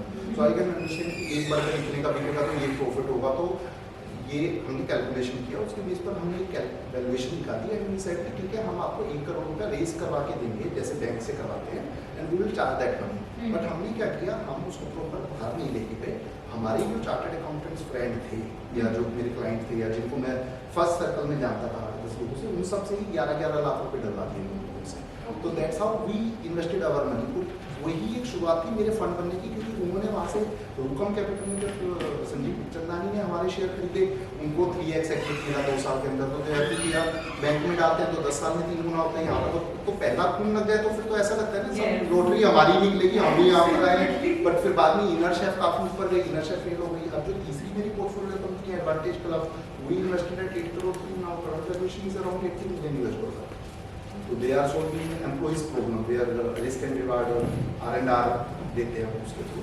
तो वही होता है, हमारा मैथ बड़ा क्लियर है। हम 10 कंपनी में इन्वेस्ट करते हैं, 7 कंपनियां फेल हो जाती हैं, 3 कंपनियां हमें 10 से 50x रिटर्न दे जाती है। तो हमारी IRR eight the end of the day 30-35% per annum compounded निकलता है। इसमें थोड़ी सी मेहनत करनी पड़ती है उन 10 को ढूंढने में। हम ऐसे स्प्रे एंड प्रे नहीं कर सकते कि यहाँ पर 10 लोग बैठे सब में डाल दो कोई तो चली जाएगा। हम उसमें फाइन ट्यून करके फिर इन्वेस्टमेंट कमेटी से अप्रूव करवा के फिर अपनी तरफ से ये सोच के इन्वेस्ट करना होता है ये 10 चले। एक इन्वेस्टमेंट रेशियो में वैल्यूएशन लेते हैं, अपना मेरी वैल्यूएशन कितना और कहाँ तक बिलीव करना है, वो हमारे पास अपने मेथड है उसको चलाने वो थोड़ा सा के। नहीं, सबसे पहले तो हम आपके कॉन्फिडेंस पे ही बिलीव करते हैं। लेकिन एक तो बेसिक फंड है कि अगर आपने मुझे बिजनेस प्लान दिखाया तो हम 30-35% तो डिस्काउंट वैसे ही कर देते हैं। आपने कहा कि 5 साल बाद हमारी टर्नओवर 100 करोड़ हो सकती है, तो हमने कहा 70 करोड़ भी कर दो तो कोई बात नहीं, ठीक है मैनेजेबल है, मतलब उतना तो हम पैसे डिस्काउंट कर देते हैं। लेकिन फिर हमारे पास अपना मेथड होता है। आपने अगर इशू से कि भाई 5 साल के बाद अचानक दुगनी हो जाएगी, मुझे पता नहीं हो सकती, वहाँ पर हर एक का वो चाहिए। और अगर बहुत ही ज़्यादा एबनॉर्मल है तो लास्ट काउंटर पे हो गया कैन तरीके का मंथ वाइज उससे फिर उसको खुद को ही होमवर्क करने को मिल जाता है कि अच्छा ठीक है मैंने बोल तो दिया कि डबल हो जाएगा, अब मंथ वाइज भी समझाओ ना, और उसको समझाने के लिए उसका कैश फ्लो कहाँ से आएगा। तो वो तो ट्रिक्स हमारे पास सारी है मैथमेटिक्स चेक करने की, बट सबसे ज़्यादा बिलीव हमारा एक और इंटरेस्टिंग चीज फैक्ट बताता हूँ, जिसने भी मुझे पिच किया आज तक, मैं 38 कंपनीज में तो इंडियन इन्वेस्टमेंट किया है, 10-12 मैं फंड से कर चुका, 50+ शेयर होल्डर एग्रीमेंट तो मैंने साइन किया। किसी भी स्टार्टअप ने जो मुझे पिच किया था वो काम नहीं करता, कोई काम नहीं करते। And I love those founders की जो पिवट में बिलीव करता हूँ, इमोशनल अटैच नहीं हूँ। मुझे वो फाउंडर ने चाहिए जो कहीं अगर मेरी मम्मी को दादी को ऐसा हुआ था मैं तो इसलिए यही करूँगा, चाहे दुनिया इधर की उधर हो जाए, नहीं, समय के साथ बदलना है, पिवट करता हूँ। तो मेरे सब लोगों में जो मैं R&R की कंपनी बताता हूँ, उस टाइम पर उनका मॉडल ही सिंपल था कि HR के पास जाते थे, कहते थे कि आपके एम्प्लॉय के लिए हम डिस्काउंट लेके आएंगे। तो लेट्स से वो जनबैक के पास गए, वो जनबैक को बोला कि आपके PVR वगैरह आप हमें 35 रुपीज़ पर एम्प्लॉय दे दिया, तो वो आपके एम्प्लॉइज खुश रहेंगे क्योंकि उनको दूसरी कंपनी में वो बेनिफिट नहीं मिलेंगे। PVR में 50% डिस्काउंट, HP के लैपटॉप पे 20% डिस्काउंट, तो एम्प्लॉइज डिस्काउंट होंगे लेकिन वो पब्लिक वाले डिस्काउंट नहीं होंगे, आपके स्पेसिफिकली एम्प्लॉइज डिस्काउंट। बट धीरे धीरे करके अब उन्होंने पिवट किया, एम्प्लॉइज एंगेजमेंट बढ़ाया कि भाई अगर हम क्या करेंगे, अगर क्रिकेट मैच हो रहा होगा तो उस दिन आपके एम्प्लॉइज के बीच में एक चैट में डिस्कशन हो रहा होगा, कौन जीतेगा, कौन कितने रन बनाएगा, तो एम्प्लॉइज एंगेज रहेंगे। तो उन्होंने धीरे धीरे करके उसको एम्प्लॉय एंगेजमेंट प्लेटफॉर्म बना लिया हो पिछले 4-5 साल में। अगर वो अपने ओरिजिनल आइडिया पर रखते रहते तो आज तक कुछ कर नहीं पाते ना। तो दैट्स व्हाई चेकबुक है मेरी portfolio company, they were doing landing at that time, now they are move to the neo banking themselves, तो एवरीवन पिवट। अभी जो फैब्रिक रोल की मैं बात बता रहा हूँ, पहले they were D2C, now they have pivoted to D2SME, but they realise कि छोटे छोटे कस्टमर, आप मेरे जैसे को 4 मीटर कपड़ा बेचने से कुछ नहीं होगा, target those customer who require at least 50 meters, तो rather than doing D2C it is better क्योंकि सप्लाई चेन में वो बढ़ेगा। तो everyone learns from their mistake and keep pivoting. I'm happy to be D2B, like खाना बनाते हैं, software वहाँ बेचते हैं, but my experience with Amazon and Flipkart and all, D2C that model I could get to understand because there's a lot of returns coming. And I like returns if you're going like 30 to 35% returns, then you're not making money. तो उस मामले में या तो मैं अपना खुद का एक प्लेटफॉर्म खड़ा करूँ तो मुझे ये एक एक्सक्लूसिवली किड्स वेयर और प्लस साइज बनाना है। मैं फिर से कहूँगा कि ये मैटर करता है। अब आपके वाले सिग्नल को एग्जांपल को लेते हैं, what if you have 90% gross margin, but if you I will say कि this portal you are selling at Amazon at 10 rupees and you have Amazon as a mall, फर्क क्या होता है कि आपकी वेबसाइट एक दुकान है और एक मॉल है, मॉल के अंदर लोग आ रहे हैं, घूम रहे हैं और आपकी दुकान पे ढूंढ रहे हैं, तो आपकी दुकान पे ढूंढ के उन्होंने 10 रुपये की बोतल उठा ली और एक आपका 9 रुपये का प्रॉफिट हो गया, उसके बाद 3 रुपये की रिटर्न भी आ गई। रिटर्न का मतलब दोबारा से तो होगा ना, क्योंकि सप्लाई चेन का तो पैसा 2 बार लगेगा ना, उससे ज़्यादा नहीं है। तो इसलिए हर बिजनेस के मार्केट के बेस पर और उसके बेस पर अलग अलग है। तो जैसे अभी हमने जो मास्टर चाव में इन्वेस्ट किया तो क्लियरली सेट किया नूडल्स को ऑनलाइन क्यों खरीदेगा, तो दे सेट कि नहीं हमारा फोकस ही क्विक कॉमर्स पे है, क्या तो वगैरह फिर 20 मिनट में डिलीवर करेंगे। तो वो बात समझ में आती है कि सुबह आपका 10 बजे नूडल्स बनाने का मन है, तो आपने कहा यार मास्टर चाव की ऐड देखी थी, अमित सिंह ने बोला था बना के देखते हैं कि हक्का नूडल्स इनकी क्या स्पेशलिटी है, तो सिंपल ऑर्डर है। एक ऐसा नहीं होगा ना मैं इस संडे को सोचूंगा कि शुक्रवार को मेरे पास हक्का नूडल आए और मैं संडे को बनाऊँ, तो इतनी प्लानिंग नहीं हो सकती। तो with everything you have to see what is the proper channel. और आई एम अज्यूमिंग कि आप एक सेशन GTM पर हुआ होगा, आई एम नॉट श्योर कि अगर इसके अंदर GTM go to market strategy पर कोई डिस्कशन हुआ है, क्योंकि मुझे इसलिए याद है कल मुझे ताई जयपुर से फोन आया था कि आप GTM पर बोल दो, मैंने कहा मेरा फोटे नहीं है, but GTM is very important topic. अगर मीडियो है तो यू शुड रिक्वेस्ट, क्योंकि हर बिजनेस के लिए गो टू मार्केट स्ट्रेटजी बड़ी अलग है। और मैंने पिछले पार्ट में भी कवर किया, जो लाके एक बार मैंने एग्जाम्पल दिया कि एक स्ट्रेटजी हो सकती है कि आप हॉस्पिटल को 100 मशीन इकट्ठी बेच दो, दूसरा हो सकता है कि आप NGO के पास चले जाओ, बोलो कि आप हेल्थ में काम करते हो, आप 100 डॉक्टरों को ये फ्री बांटो, आप मुझे एक सिंगल पैसा दे दो। तीसरा आपका सब्सक्रिप्शन मॉडल हो सकता है, जो मैं आपको रिवेन्यू मॉडल के अंदर बता रहा था कि आप मुझे 1000 रुपये करना दो। चौथा हो सकता है कि डॉक्टर को आउटलेट सेल कर दो। तो काफ़ी सारे मॉडल इवॉल्व हो सकते हैं। तो that is called GTM strategy. और मैंने टैली का भी बताया या जॉब का भी बताया कि एक बार वो आपके कंप्यूटर के अंदर बैठ गए, उसके बाद उनके पास क्रॉस सेलिंग करने की काफ़ी सारी चीज़ें। व्हाट्सएप के बिना हमारा काम ही नहीं चल सकता। कल को अगर व्हाट्सएप एक दिन अचानक सुबह कहे कि मैं इस महीने से 50 रुपये पर मंथ लूँगा, हमारे पास चॉइस नहीं है 600 रुपये साल के देने के अलावा हम कहीं ईयर में देना ही पड़ेगा। तो आप ये कह रहे थे एडवाइजेबल कि B2B और B2C दोनों प्लेटफॉर्म ओपन रखवा नहीं, मैंने ये नहीं कहा B2B रखो या B2C रखो, आपको पूरे प्रॉपर बिजनेस प्लान के साथ वो मार्केट स्ट्रेटजी का जो टॉपिक है उसको आपको चाहे ऑनलाइन कोर्स देखो, उसके बेस पर डिसाइड करो कि आपके ग्रोथ मार्जिन के बेस पर व्हाट इज द बेस्ट, कहाँ से शुरू करें। एक बुक होता है जिसके थ्रू एक ब्रांड बनता है, जैसे मामाअर्थ का मैंने बताया उन्होंने इमोशनल अटैचमेंट करके उसका बिल्कुल क्लियर था, क्योंकि बलून में यह है शुगर फ्री सर इन्वेस्टर को इमोशन नहीं देता होता है, फाउंडर तो देखते हैं ना। Founder देता है। आप अभी दो चीज़ों को मिक्स करते हैं, अभी मैं फील्डिंग पे आया नहीं, मैं गो टू मार्केट स्ट्रेटजी की बात कर रहा हूँ। तो गो टू मार्केट स्ट्रेटजी में आप अपने ब्रांड से कैसे पोजीशन करोगे, that is extremely important for you. आप बिस्लेरी की बोतल सबकी टेबल पे रखी हुई, बट क्यों रखी हुई है, हम लोग में पानी क्यों नहीं पीते, कोई तो पोजीशनिंग होगी ना। कहीं तो हमारे यहाँ पर प्रॉब्लम होगी ना, फॉरन में हम जाते हैं पानी मांगते हैं, हमें वैसे कॉन्फिडेंस होता है सिंगापुर में कि यार पानी कहीं से भी पिएंगे साफ ही आएगा, मतलब सिंगापुर में कोई कंसेप्ट ही नहीं है।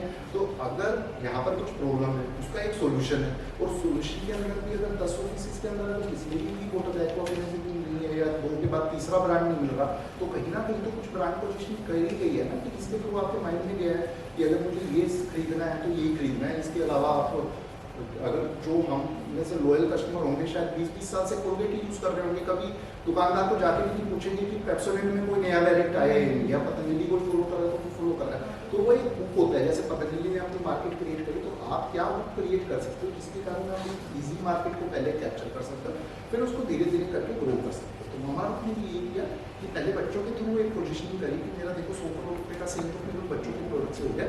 अब आपको समझ में आ गया कि हम ब्रांड में क्वालिटी को कितना इंपॉर्टेंस देते हैं। अब आप बढ़ोगे, प्याज वाले तेल भी लो, अब उसका कंपटीटर है वो मेथी वाला ले आया टैग, लड़ते रहते हैं आपस में, कंपटीशन का काम ही ये है। डाबरा वाला वो जैसे एब्सोल्युटली, बट आपको पोजीशनिंग वही करनी पड़ेगी, क्योंकि मुझे जो वो शार्पनेट में है कि बंदे, मुझे सही वो लगा कि जो प्लस साइज में वीआईपी में प्रॉब्लम है ना, वो वेस्टर्न वेयर वाले नहीं होते, वो हमेशा एक लेवल 2 वाले फैशनर्स मिलते हैं। तो देवर से कि प्लस साइज के ब्रांड होते हैं, बट जो वेस्टर्न वेयर या ये वाले वेयर है, ये हम प्रॉब्लम सोल्व कर रहे हैं। तो आई वाज इम्प्रेस्ड कि हाँ they have Also they just went from 2x, 3x, 4x, that's awesome. 7x to 8x, they have no reason. Again we will have to see कि हाउ वी कर सकते हैं, बट मुझे लगता है कि कोई वाली प्रॉब्लम जो 3-4x वाली है वही ज़्यादा बढ़िया है। अगर आप जैसे शॉपकीपर पे जाओ हमारे शर्ट्स में, तो 44 शर्ट का कभी डिज़ाइन मिलेगा नहीं आपको, 42, 44 का या फैक्ट्री अगर 5 प्रोडक्ट बनानी है तो 3 बीच वाले बनाती है, इधर बनाती है, तो आधे डिज़ाइन तो आपके वैसे ही कट हो जाते हैं ना। तो मैं यही कहूँगा कि बिल्कुल एक्सट्रीम चले जाओ इमोशन। रेशियो होता है, तो पहला बीच वाला जो हाई की सेलेक्ट होगा ना, वो 2 की रेशियो होती है, 1:1. हाँ, यही मैं कह रहा हूँ। तो ये आप लोगों के अपने बिजनेस के ट्रिक्स है कि इन्वेस्टर को कभी नहीं पता होंगे। ये कंटेंट अगर लिखते हैं उनको पता है कि इमोशनली कैसे मुझे अपने कस्टमर को या रीडर को एंगेज करना है। इन्वेस्टर को उससे ना तो कोई मतलब है, इन्वेस्टर केवल ये देखेगा कि हाँ ये मुद्दा सही है और इसको अपने बिजनेस की नॉलेज है, तो ना वो ये आपसे पूछेगा कि 2 बनाने चाहिए या 3 बनाने चाहिए।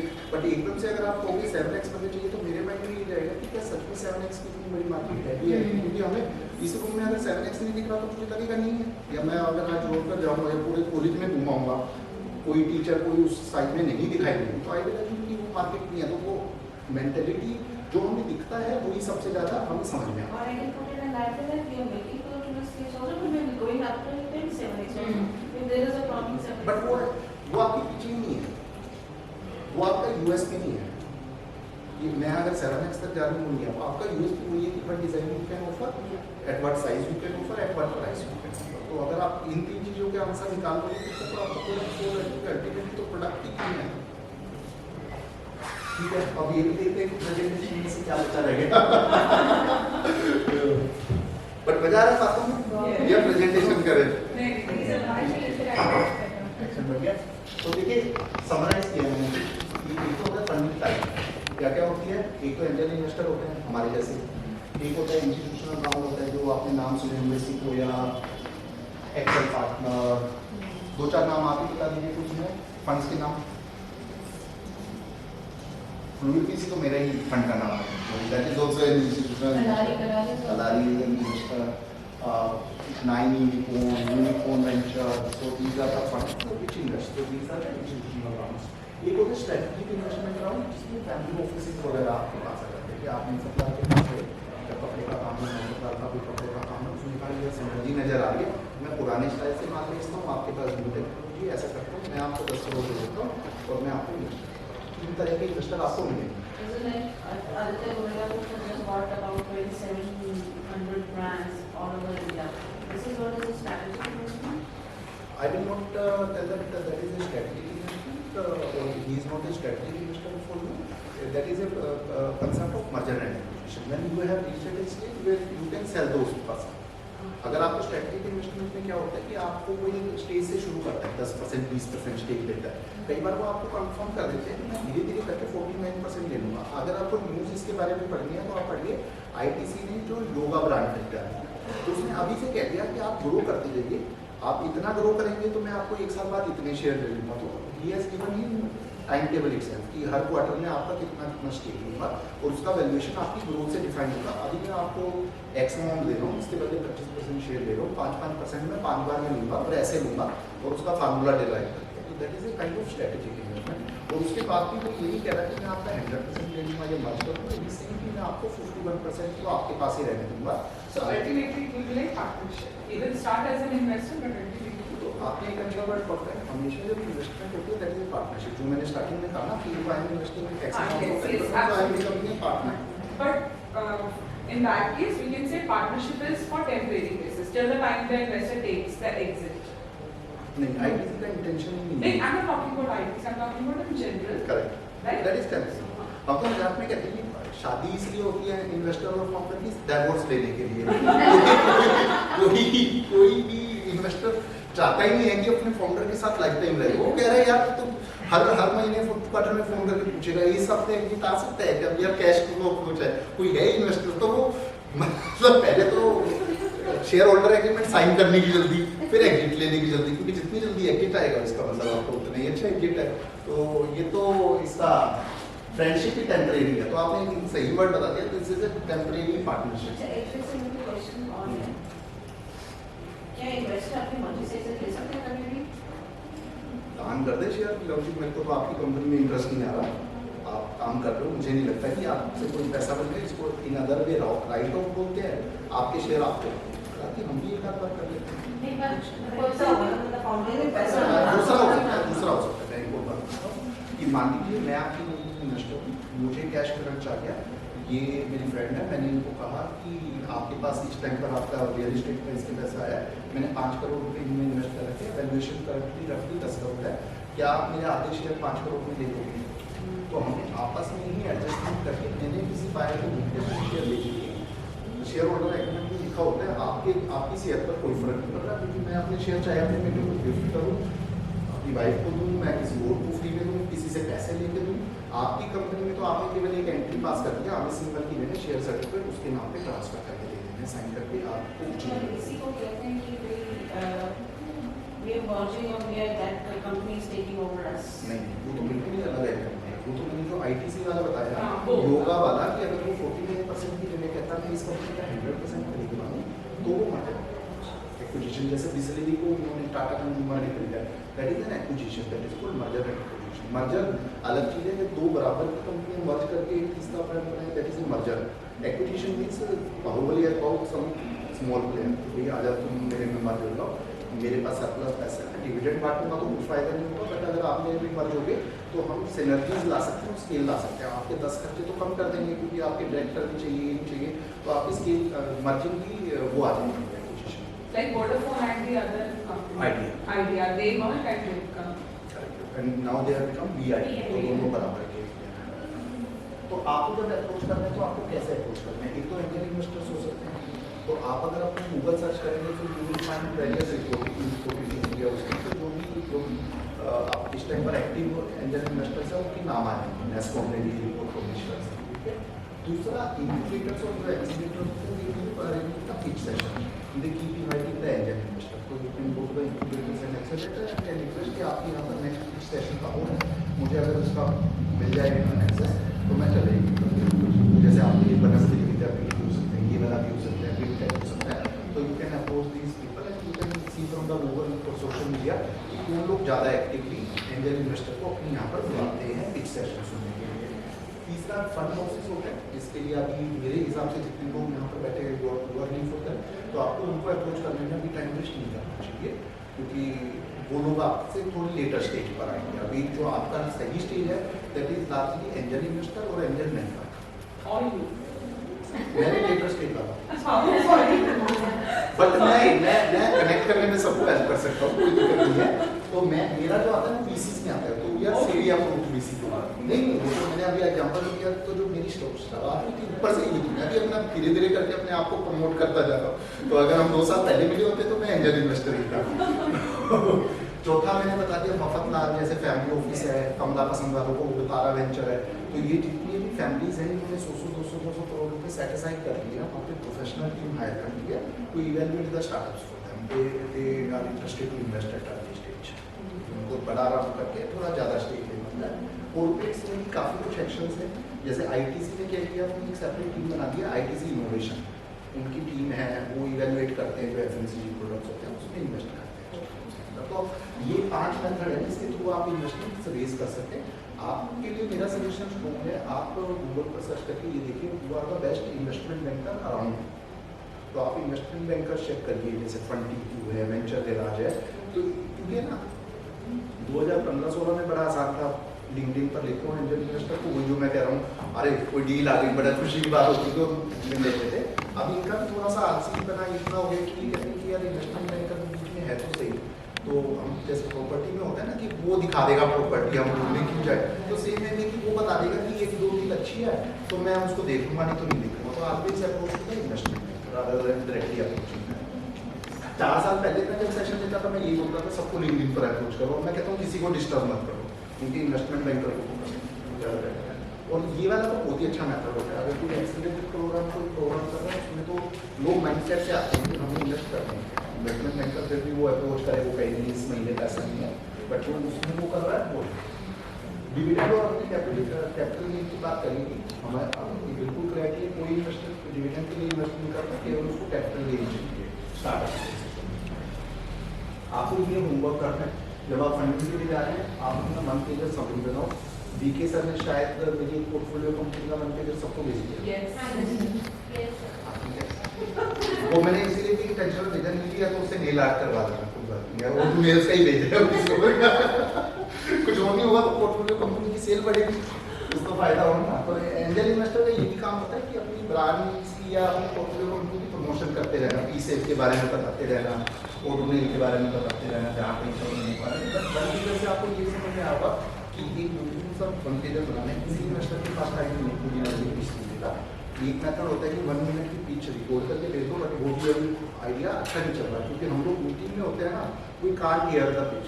मेरे पास जो भी वॉइस कोट आते हैं मैं कभी सुन ही नहीं पाता, रखा हुआ फोन लिया मैं चला के थोड़ी ना सुनूंगा कौन बंदा क्या बोल रहा है। तो मुझे लग रहा है कि जो वीडियो रिकॉर्डिंग है वो इतना सक्सेस नहीं हो पा रही। बट अगर मेरे पास वन पेजर आता है और मुझे इंटरेस्ट आता है तो मैं इमीडिएटली रिप्लाई करके बोल देता हूँ कि यस वी कैन इनकम। तो एक्शन फास्ट है वन पेजर के। तो ये आपके पास एक एग्जाम्पल भी आ रहा है, इन्वेस्टमेंट डेक को आपको बनाना ही है। और एक मोटी चीज होती है capitalisation deck, it is also called capital. आपने किस किसी ने सुना है कैपिटल, व्हाट इज कैपिटल? तो जो अपने स्टार्टिंग में एग्जाम्पल लिया था ना कि 90% इनके पास है, 10% मेरे पास है, तो दैट इज कॉल्ड कैपिटल। आपका किसी स्टेज के बाद आपको क्या लगता है कि शेयर होल्डिंग कैसी दिखाई देगी, आप कितने शेयर अपने एम्प्लॉइज के लिए ईसोप में रखना चाहोगे। तो एक स्ट्रक्चर दिखाता है, एक टेबल कि भाई हमारे 80% शेयर मेरे पास है, 10% मैंने अपने एम्प्लॉइज के लिए रख लिए, 10% आपके लिए रख लिए, नेक्स्ट राउंड होगा तो मेरा 20% वैल्यू होगा। तो ये टेबल ऐसा वो करते हैं और उस पर टाइम लगाने की जरूरत नहीं है। आप गूगल सर्च करके कैप टेबल का एक्सेल डाउनलोड करो, एक्सपेरिमेंट करो अपनी कंपनी के हिसाब से आपके कितने शेयर्स हैं और उसको सीखो। ठीक है, बहुत सारे लोग गलती कर लेते हैं, वो कभी मौका लगेगा। मैं एक वो सेशन हुआ जो मेरा फेवरेट है, जिसमें मैं कैप टेबल ही 1 घंटा लगा सकता, क्योंकि कैप टेबल सीखने के बाद भी लोग गलती कर रहे हैं। तो इन्वेस्टर को कई बार एक्स्ट्रा शेयर देते हैं, क्योंकि मैथमेटिक्स में गेम है ना, इन्वेस्टर भी कंफ्यूज कर देता है। मुझे अगर आपको कंफ्यूज करना है तो कंफ्यूज करना ज़्यादा मुश्किल काम नहीं है। मैं आपको बिना बताए आपकी कंपनी के 10 की बजाय 12% शेयर ले सकता हूँ और आपसे ही कहलवा के कि आपने एग्री किया, क्योंकि चीज़ें ऐसी है ना, परसेंटेजेस है, नंबर ऑफ शेयर्स है, ईसोप है, एडवाइजर स्टॉक है, तो कंफ्यूजिंग टर्म्स हो जाती है कुछ फाउंडर्स के लिए।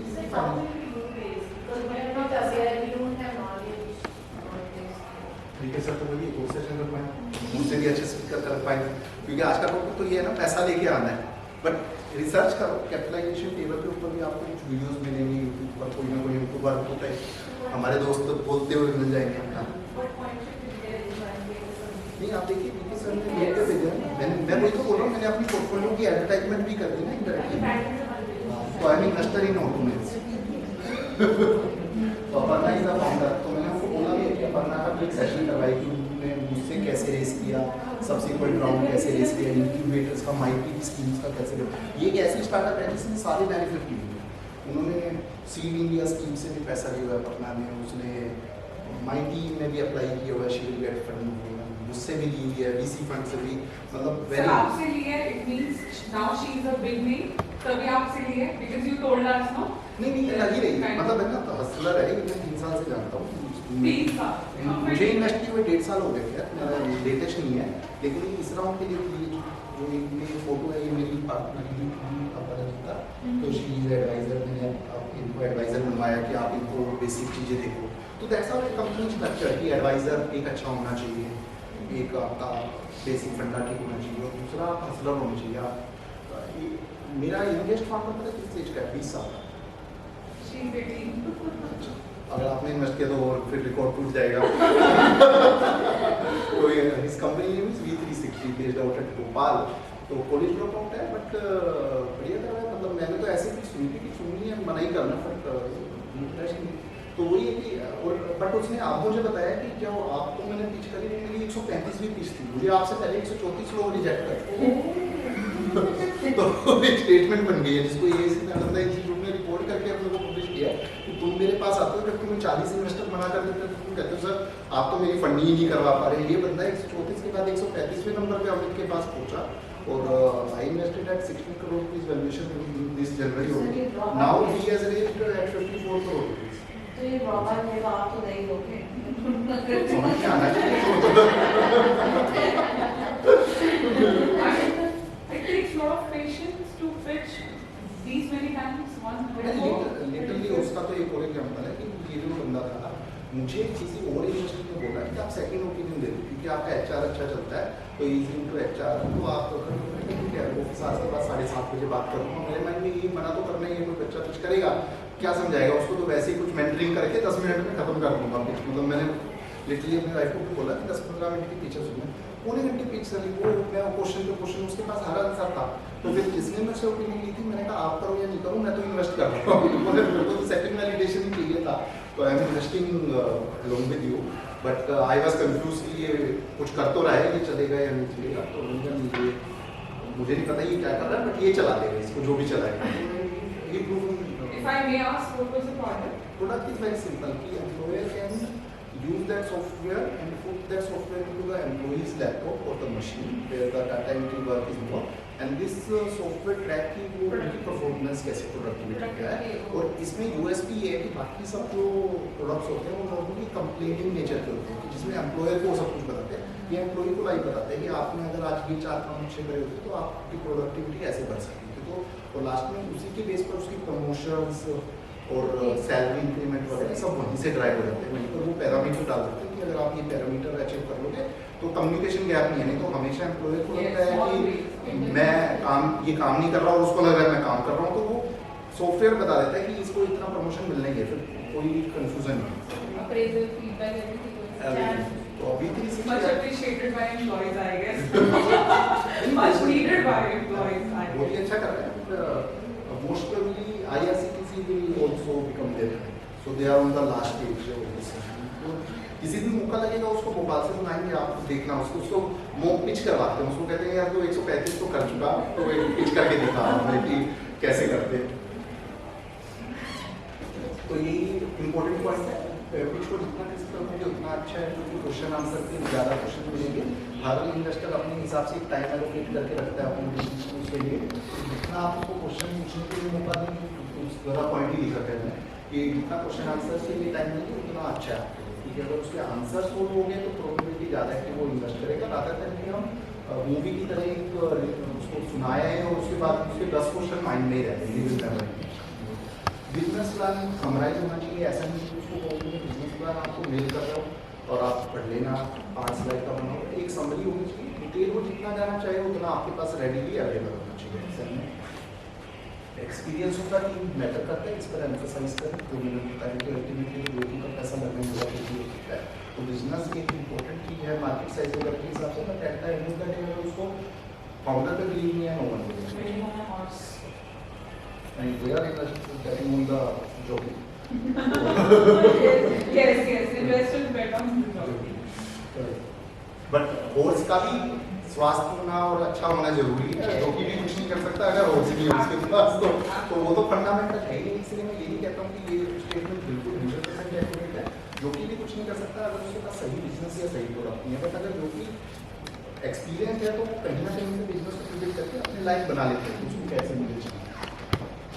कंटेंट को बिल्कुल अवॉइड करो, कुछ प्रेजेंटेशन मेरे पास आती है लंबा, 2 दिन की होगी, 2 दिन की केवल आइटम्स लिखे होने चाहिए, usually that should be your reminding point कि इसके लिए मुझे बताने का है रादर देन कि वो पढ़ के सुनाना।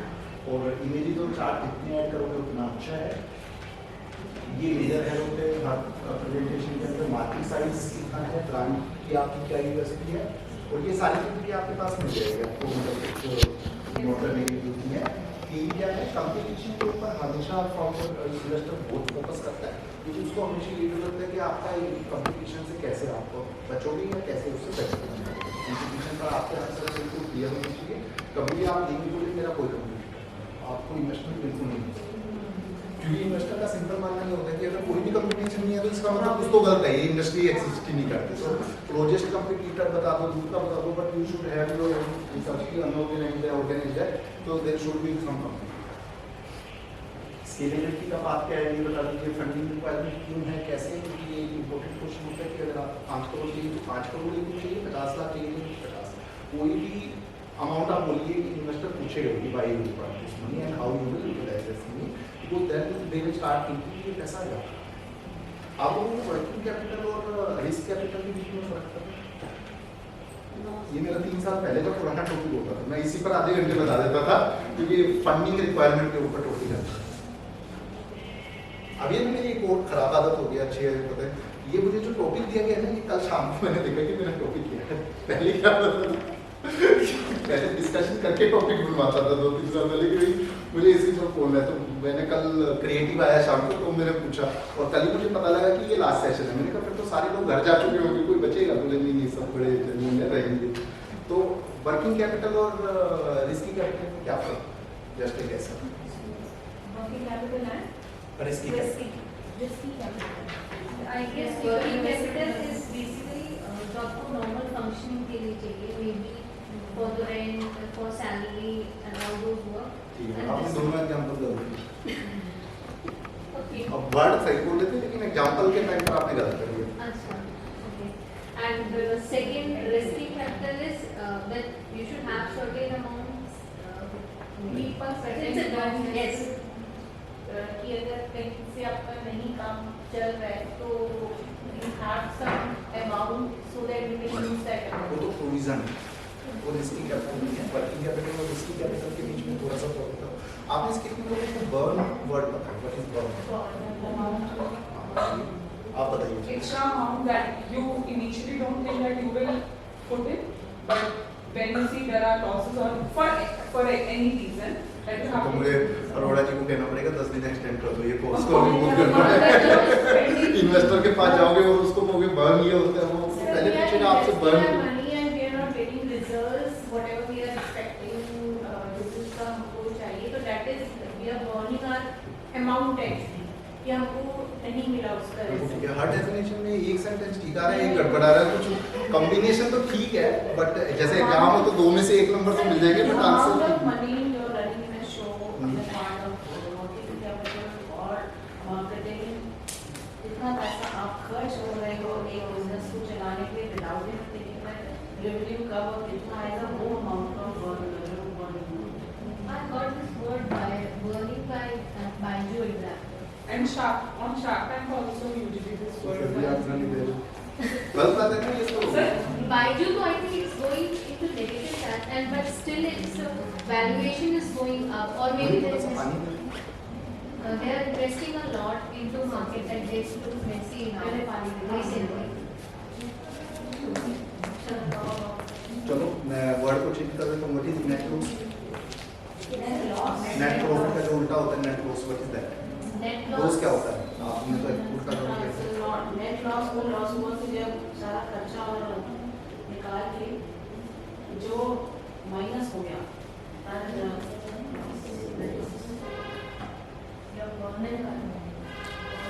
वही बर्न होता है। तो इसीलिए ये टर्मिनोलॉजी बड़ी इंपॉर्टेंट है। मुझे लग रहा था कि ये कैसे पता होगी, क्योंकि इन्वेस्टर आपसे पूछेगा, इन्वेस्टर आपसे पूछेगा कि अच्छा आपको 6 महीने हो गए बिजनेस करते हुए, what is your current burn? So it means he is not asking anything. वो क्योंकि सीए नहीं पढ़ा हुआ मेरी तरह, इसलिए वो आपसे नेट लॉस नहीं पूछ रहे, वो आपसे बर्न पूछ रहे। बर्न मीन्स कि आप हर महीने अपनी दुकान चलाने के लिए, बिजनेस चलाने के लिए कितना पैसा घर से डाल रहे हो बिजनेस के अंदर, that is your burn. This is what I said. I said कि जितना extra है that you have to put for any reason. For example, I have 3 employees. ठीक है, this month I did not generate this much profit, but उनको salary तो ठीक है, तो मेरे हो सकते हैं कम्युनिकेशन में वो लगे, मैं जब को सबको क्या सबने कुछ ठीक बताया, But this is what I said. हाँ, तो हो सकता है मैंने उसको उसी में वो नहीं किया। तो ये तो नेट लॉस जिसको बोलते हैं बर्न, नेट बर्न भी बोलते हैं। अब एक होता है cash burn. So what is the difference between burn and cash burn या net burn and cash burn, whatever you में से मैंने 2 टर्मिनोलॉजी डाली, बर्न भी और ये कैश बर्न। क्योंकि इन्वेस्टर ये पूछेगा तो आप कहोगे मेरा बर्न है सर 5 लाख रुपए, वो कहेगा अच्छा ये नेट बर्न है या कैश बर्न? फिर आपने पूछ लिया ये क्या हो गया, ये चीज़ क्या हुई? I'm just guessing. It's a wild guess. I mean, I have no idea. So, for example, there is a machinery required, and that machinery is not working in my manufacturing unit. If I have something similar which I can use from my home or for XYZ sources, so I can use that. I mean, anything other than cash which I'm using. नहीं आसान करते हैं, complicated नहीं करते। Burn आप सबको अच्छी तरह पता है। मैंने सेल करी 10 लाख रुपए की, मेरा खर्चा हो गया 20 लाख रुपए, क्योंकि मेरा एक फिक्स्ड रेंट था, वो था, खर्चे थे ना, सैलरीज तो एम्प्लॉय तो ये नहीं कहेगा ना इस महीने कम सैलरी है तो मैं दूंगा। हम सबको पता है कि कुछ कंपनियां प्रॉफिट में होती है, कुछ कंपनी लॉस में होती है। तो उसको हमें समझ में आ गया बर्न ये वाला कैश बर्न है। अब हम थोड़ा सा वर्किंग कैपिटल और इसको मिक्स करके समझने की कोशिश करते हैं। आप जब कोई वेंडर से कपड़ा खरीदते हैं और उसको जो बनवाते हैं, क्या वो एक ही दिन में बन जाता है? कई बार 1 महीना लगता है, टाइम लगता है। तो आपने कोई सामान खरीदा, उसका पैसा अभी दे दिया, अब आपको उसको जब पूरा प्रोडक्ट एंड प्रोडक्ट बनेगा और जो आपके कस्टमर से पैसा आएगा, कई बार कस्टमर को बोलता है मैं खरीद तो रहा हूँ 45 दिन बाद पैसा दूंगा। तो यहाँ पर एक साइकिल है, माल के बनने से लेके जो पेमेंट आपने करी और जो आपके कस्टमर से रिसीव होना है, इसके बीच में कई बार 1 हफ्ते का फर्क होता है, कई बार 3 महीने का फर्क होता है, कई बार 4 महीने का फर्क होता है। आपको ये पता है कि ये बर्न नहीं है, वो कैश बर्न है आपका, और जो आपका सही में असली प्रॉफिट एंड लॉस है स्टैट्यूटरी रूल्स के हिसाब से, दैट इज नेट बर्न। तो आपसे इन्वेस्टर कभी भी पूछे बर्न कितना है आपका, नेट लॉस बता दीजिए आप उसको, और अगर कैश बर्न पूछे तो कैश फ्लो देख लीजिए कि मेरा कैश बैंक में कितना कम है। So in my case, मैं कपड़ा भी ट्रेड को उठाती हूँ, मार्केट लेकिन मैं वो कारीगर को टाइम से तनख्वाह देती हूँ। बिल्कुल ठीक बात है, वो आपका कैश बर्न, वो कारीगर तनख्वाह मेरी कैश बर्न है, बाकी जो है वो मेरा तो हर एक चीज़ में अलग अलग चीज़ें हैं, लेकिन आपको स्ट्रेटजी या बिल्कुल कैलकुलेशन क्लियर होनी चाहिए। Investor is asking for cash burn, it means कि अगर आपको इनमें से फंडिंग चाहिए तो इसमें से कितना पैसा तो रिस्की कैपिटल में जाएगा जो नेट बर्न है। तो अगर आपके बिजनेस का नेट बर्न है 10 लाख रुपए और कैश बर्न है 10 लाख रुपए, तो आपको फाइनेंस तो 30 लाख रुपए का चाहिए ना, तभी तो आप शो रन कर पाओगे, चाहे वो साइकिल है। तो आप इन्वेस्टर के पास 30 लाख रुपए लेने गए हो तो वो आपसे पूछेगा वर्किंग कैपिटल कितना चाहिए, that remaining 20 lakh which you are asking, which is cyclical in nature, that is your working capital requirement, that is not a risky capital।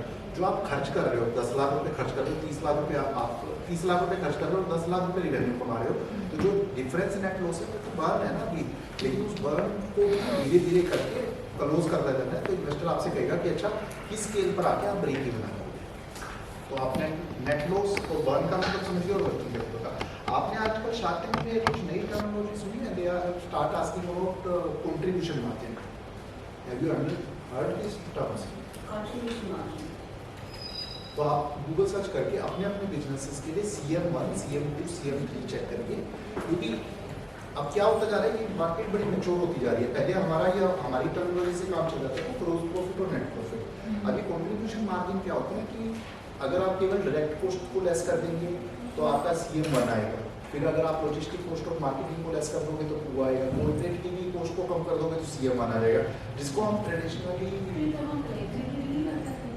अब इन्वेस्टर अपने स्टाइल में पूछते हैं ना, वो MBA करेगा ऐसे ही करेगा, उसमें अब क्या करें, उसको भी तो कुछ बताना है ना, तुम इंटेलिजेंट हो, तो वो आपसे अचानक पूछेगा कि आपका CM1 पॉजिटिव है नहीं, आपको कि अच्छा मैं वापस जाती हूँ ढूंढ के लाती हूँ CM1 क्या होता है, तो मैं तो आपकी रिहर्सल करवा रहा हूँ ना कि आप उसको लगे कि आपने उसकी इक्विवेलेंट मुझे अगर इसकी ओपन कॉस्टिंग देनी है, मैं इसकी कटिंग मांगती हूँ, स्टिचिंग मांगती हूँ और बाकी सब मांगती हूँ, उसमें लॉजिस्टिक भी ऐड करती हूँ। मैं वही कह रहा हूँ, चीज़ें कुछ नहीं है, मैं उसको नेट लॉस पूछूंगा, जब आप मेरे ऑफिस में आएंगे, दूसरा बंदा बर्न पूछेगा, मैं कभी बर्न वर्ड यूज़ नहीं करता, लेकिन आप देखिए ना हर शार्क टैंक में पूछेगा ना बंदा बर्न बताओ कितना है, तो अगर हमें पता लग गया है कि लोग ये पूछेंगे और हमें उनकी डेफिनेशन बिल्कुल क्लियर हो, तो नुकसान क्या है, शायद हम उससे उसको इम्प्रेस कर पाएंगे और ज़्यादा कि हमें पता है आपके जितना, आती फंडिंग तो इसी चीज़ पे हो जाती है कि हाँ यार ये नॉलेजेबल है, तो वो भी एक इम्पोर्टेंट फैक्टर हो जाता है। इसके हर एक बिजनेस के लिए CM1 CM2 CM3 अलग अलग डेफिनेशंस है, तो आप गूगल पे जस्ट ये लिखिए contribution margin 1, contribution margin 2, contribution margin 3 और ये केवल below 1000 rupees. But there are some people who cannot afford. नहीं 1000 रुपये हर कोई अफोर्ड कर लेता है। नहीं, ये पहले माइंडसेट चेंज कर लो। I'm talking about some people like class 4. यार और कुछ नहीं तो जो वो मेरा पास से मतलब वो वाला No, no, I'm just talking.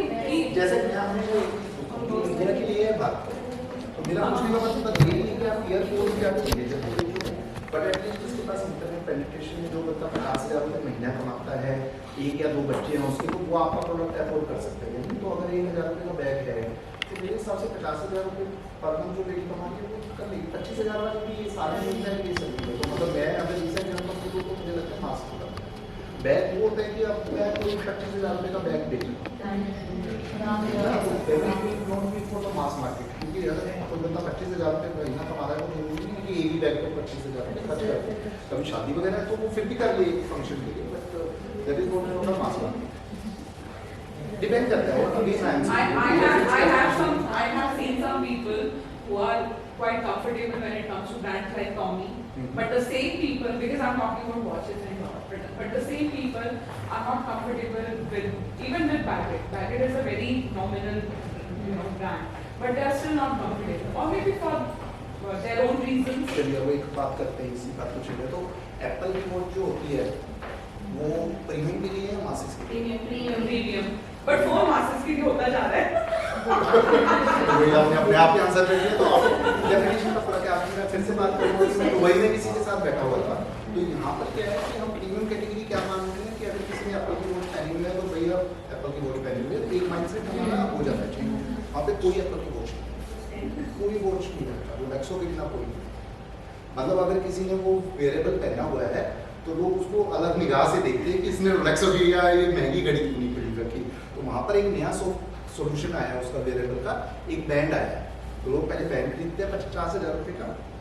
यहाँ पे एप्पल की वॉच मेरे ख्याल से इतनी की आती है, उससे और महंगी आती है, एप्पल का वो खरीदेंगे, उसके ऊपर रोलेक्सो की घड़ी पहनते हैं, तो ये उनको वॉच के 50,000 रुपये का बैंड खरीदते हैं, फिर रोलेक्सो की अपनी 3-4 लाख रुपये की घड़ी पहन रहे हैं उसके ऊपर। वो कहते हैं यार एप्पल की पहन तो बंदा क्या कहेगा, मैं तो पहन ही नहीं सकता हूँ, तो एप्पल फेल हो गया।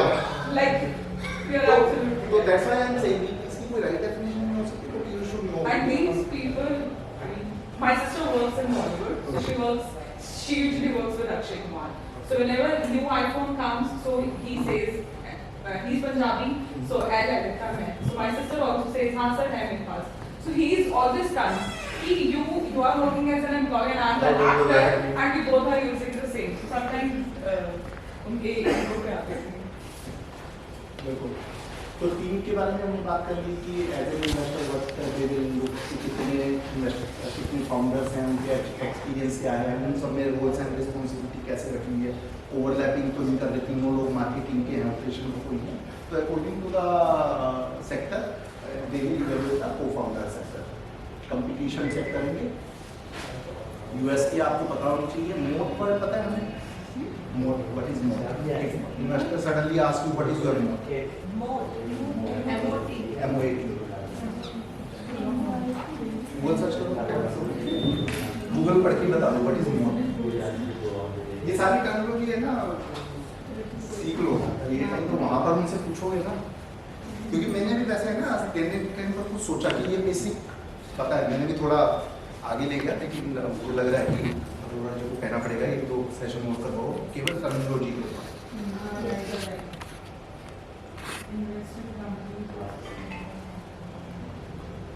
मिल गया होगा आपको तो?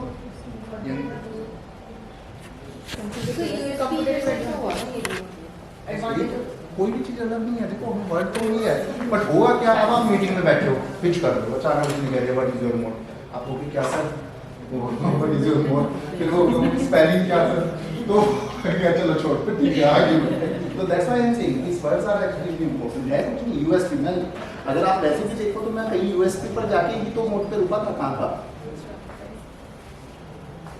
ये जो सबसे नीचे था unique value proposition, we were here only, that's why I said कि कोई आपको पूछ लेगा कि व्हाट इज योर यूएसपी, दूसरा बंदा कहेगा मोड। तो इफ यू आर अवेयर कि आप अपने कंपटीटर का घेरा कैसे बनाओगे, और अगर कोई कंपटीशन आ जाता है या जो आपके सिमिलर प्रोडक्ट्स हैं उनसे आप कैसे बेटर हो सकते हैं, वो वर्ड मोटी क्यों है ये भी मुझे पता, दैट इज द मोड। तो ये जनरल टर्मिनोलॉजी की यूज होता है।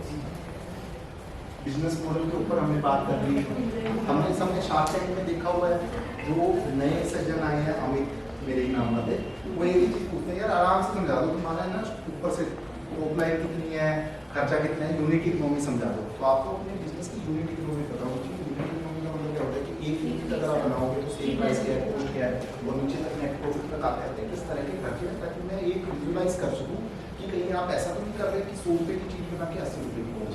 एक स्टेज ऐसी थी 5-7 साल पहले, लोग इन्वेस्टर के पैसे पर 100 रुपये की चीज भी 50 रुपये की बेचते थे केवल साइज बढ़ाने के लिए।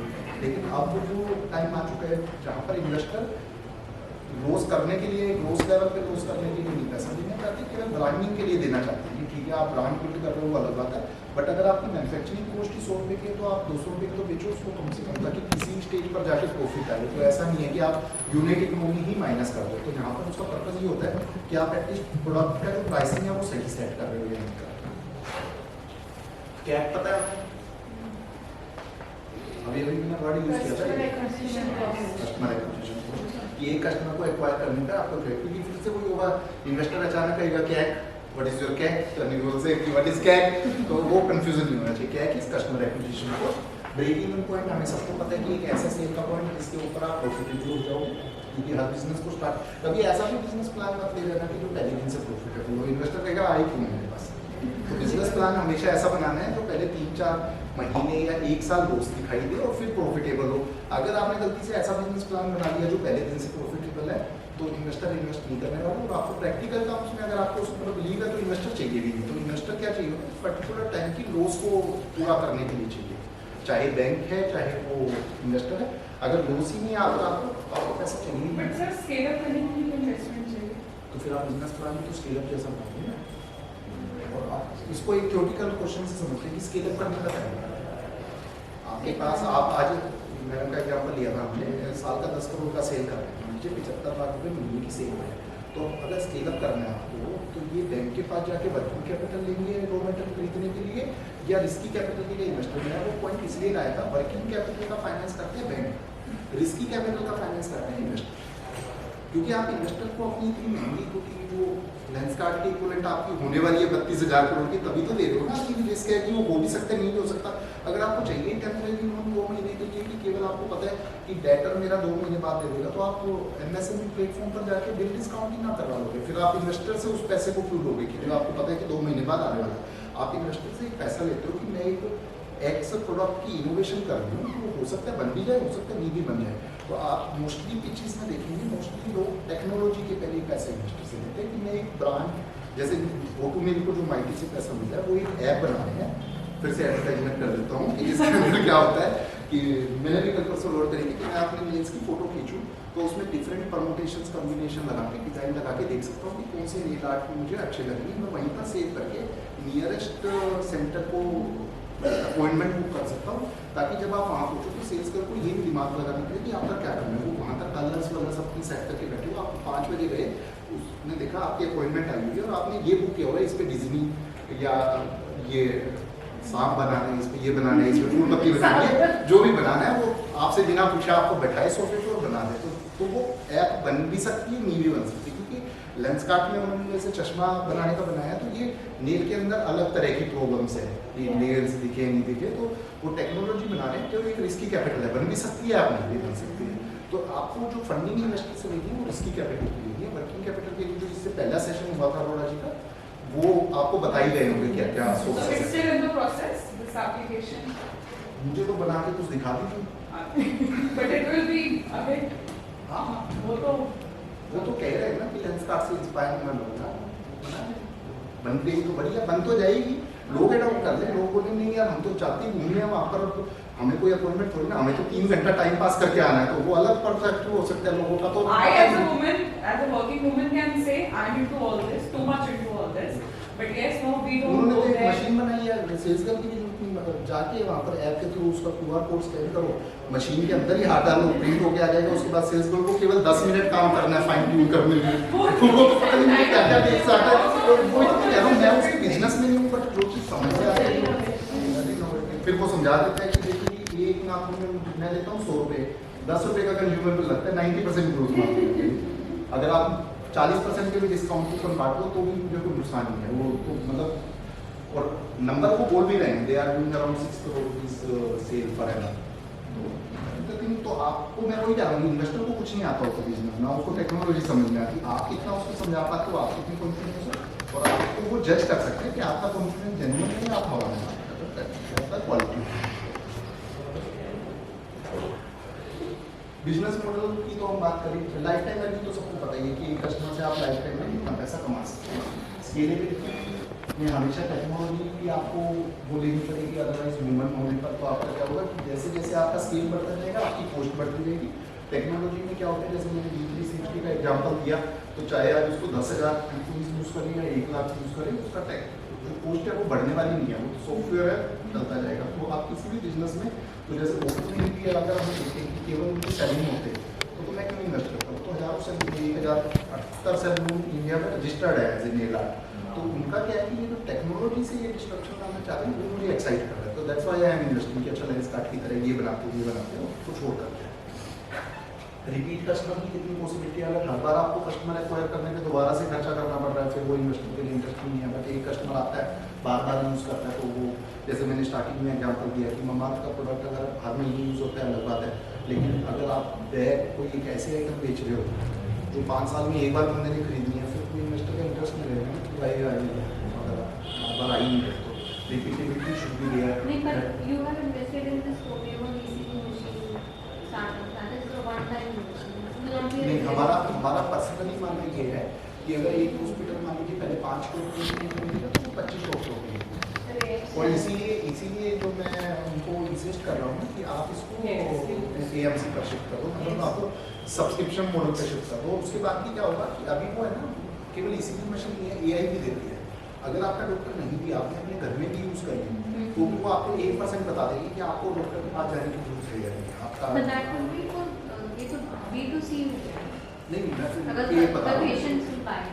एक बेसिक चीज समझिए कि जो GP होता है जनरल प्रैक्टिशनर डॉक्टर, उसको ECG पढ़ना आता है या नहीं आता वो नहीं है, वो लेबोरेटरी वाले पर बिलीव करता है, वो तो उसको नहीं पढ़ सकता ना।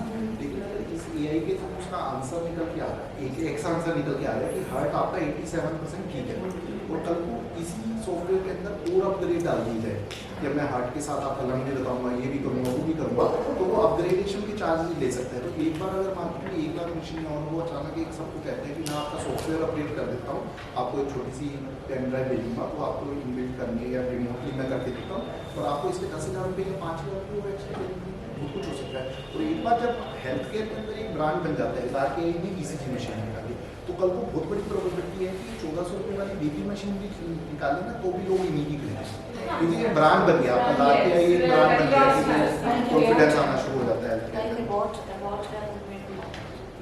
तो दैट्स हाउ बहुत पॉसिबिलिटी है। अभी तो देखो इतने 140 करोड़ पॉपुलेशन के अंदर यही मार्केट इतनी बड़ी है कि वर्ड ऑफ माउथ से और एक ही हॉस्पिटल के अंदर मल्टीपल खरीदी जा सकती है, क्योंकि एक हॉस्पिटल में पहले वो एक एक्सपेरिमेंट के लिए लेगा, फिर 5 कैबिन है तो 5 के लिए अलग अलग भी ले सकता है।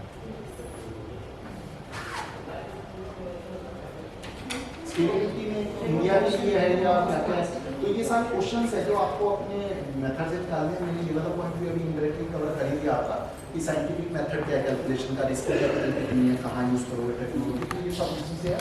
एनएफएलआरपी का मतलब ये है ना, कभी छोटी सी अमाउंट मत रेस करो कि जो 2-3 महीने काम है, एटलीस्ट एक बार रेस करके 9-10 महीने के लिए शांति से अपना बिजनेस पे फोकस करो, then you can go again. Profitable की पोजीशन बिल्कुल क्लियर होनी चाहिए। और ये भी एक आपसे क्वेश्चन पूछ सकते हैं इन्वेस्टर कि अगर आपको नेक्स्ट राउंड नहीं मिलता है, जैसे हमने इस एग्जाम्पल में दिया, तो आप पूरी तैयारी करते रहोगे या मजा होगी कि भाई उसके अंदर आपको बिजनेस करना है। एग्जिट के बारे में हमने बात करी थी।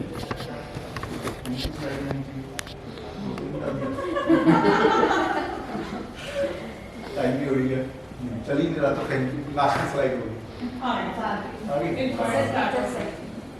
आगे टेम्पलेट चल रहा है, ठीक है। और कोई क्वेश्चन है तो मैं बैठ जाता हूँ वापस। राइट है। What happens to after this mindset की team partnership में तब होती है, तो क्या investors ऐसा भी करते हैं कि suppose I come up with a vision that you somebody request you, तो आप उनको मतलब एक डोमेन में डालेंगे कि they could do something, say कोई आइडिया है किसी एक चीज़ का, सिमिलर किसी और चीज़ का, नहीं हम लोग ये काम नहीं करते, ये काम हम लोग की इंक्यूबेशन और एक्सेलरेटर का होता है। तो हम उनको सजेस्ट करते हैं कि आप 2-3 महीने अपने इंक्यूबेशन और एक्सेलरेटर कर दो, अगर हमको किसी को कनेक्ट करना होता है हम उसको कनेक्ट कराते हैं, लेकिन ऐसा नहीं है कि हम इन्वेस्ट करने के साथ ही करें। गुडविल वाली बात है। 80% इंक्यूबेशन या एक्सेलरेटर, आप जैसे ना नाम देखिए, आप गूगल सर्च करिएगा, एक एकेडमी चलती है GSF academy, I am also advisor, तो उसमें वो हर 6 महीने में 100 एंटरप्रेन्योर्स के साथ काम करते हैं। तो दैट इज एकेडमिक सेशंस लगते हैं, जैसे आपके यहाँ से कर लेते हैं, मैं तो अपनी केवल सर्च करना है कि दूसरे ने कहा मेरा थोड़ा सा मेच्योर हो चुका बट मैं को फाउंडर हूँ, इस तरह से करके के अंदर काफ़ी चीज़ें एक्शन रहता है। सर आप किसी AI बेस्ड कुछ कर रहे हो अभी? ये देखो लास्ट के पीछे भी AI आता है और V360 के पीछे भी AI है। AI तो मतलब इतना में नहीं है हाँ, बट जो V360 है वो AI है। वो यार हमारा जो फंड है दूसरे वाला जो है मैंने अभी बोला पार्टनर है वो देखी है, तो इसी टाइम पर जो भी चीज़ अच्छी हो VDPR वाले को बोलिए, तो VDP के साथ मैंने अभी WhatsApp ग्रुप भी बना दिया था जिनमें उनके साथ, तो वो आपको डायरेक्टली उनसे कनेक्ट कर देगी और उनकी बैकग्राउंड में भी मतलब इन्वेस्टर ही है, वो भी अभी इन्वेस्टमेंट ही कर रहे हैं। तो आपने भी एक fabric loan what is there model actually? Fabric बेचते हैं, 70% इंडिया में, 30% बाहर। पहले D2C में थे, अब केवल फैशन डिजाइनर और बुटीक है। उनके पास 7000 SKUs हैं डिफरेंट टाइप के, तो एक Amazon for and they are directly related to the mill, मतलब ट्रेडिंग कर रहे हैं तो बना रहे हैं डिस्ट्रीब्यूटर सूरत के लोग, हाँ, ज़्यादातर के लोग वो मिल पर उतनी क्वांटिटी कभी जनरेट नहीं कर सकते, क्योंकि 7000 SKUs हैं। तो ये एक तरह से Amazon है कि आप गए उधर से सेलर है मैच करवा फिर दिया, उसमें तो इन्वेंटरी बड़ी रखी हुई है। सेल्स ऑन रिटर्न बेसिस बिकेगा तो माल पैसा जाएगा। इन्होंने अपने जयपुर के डेरा हाउस में 70 लोगों का माल, तो वो माल उन्हीं का बिकेगा तो उनका पैसा जाएगा, तो इसीलिए मैं Amazon वर्ड यूज़ कर रहा हूँ इन्वेंट्री में। So we need to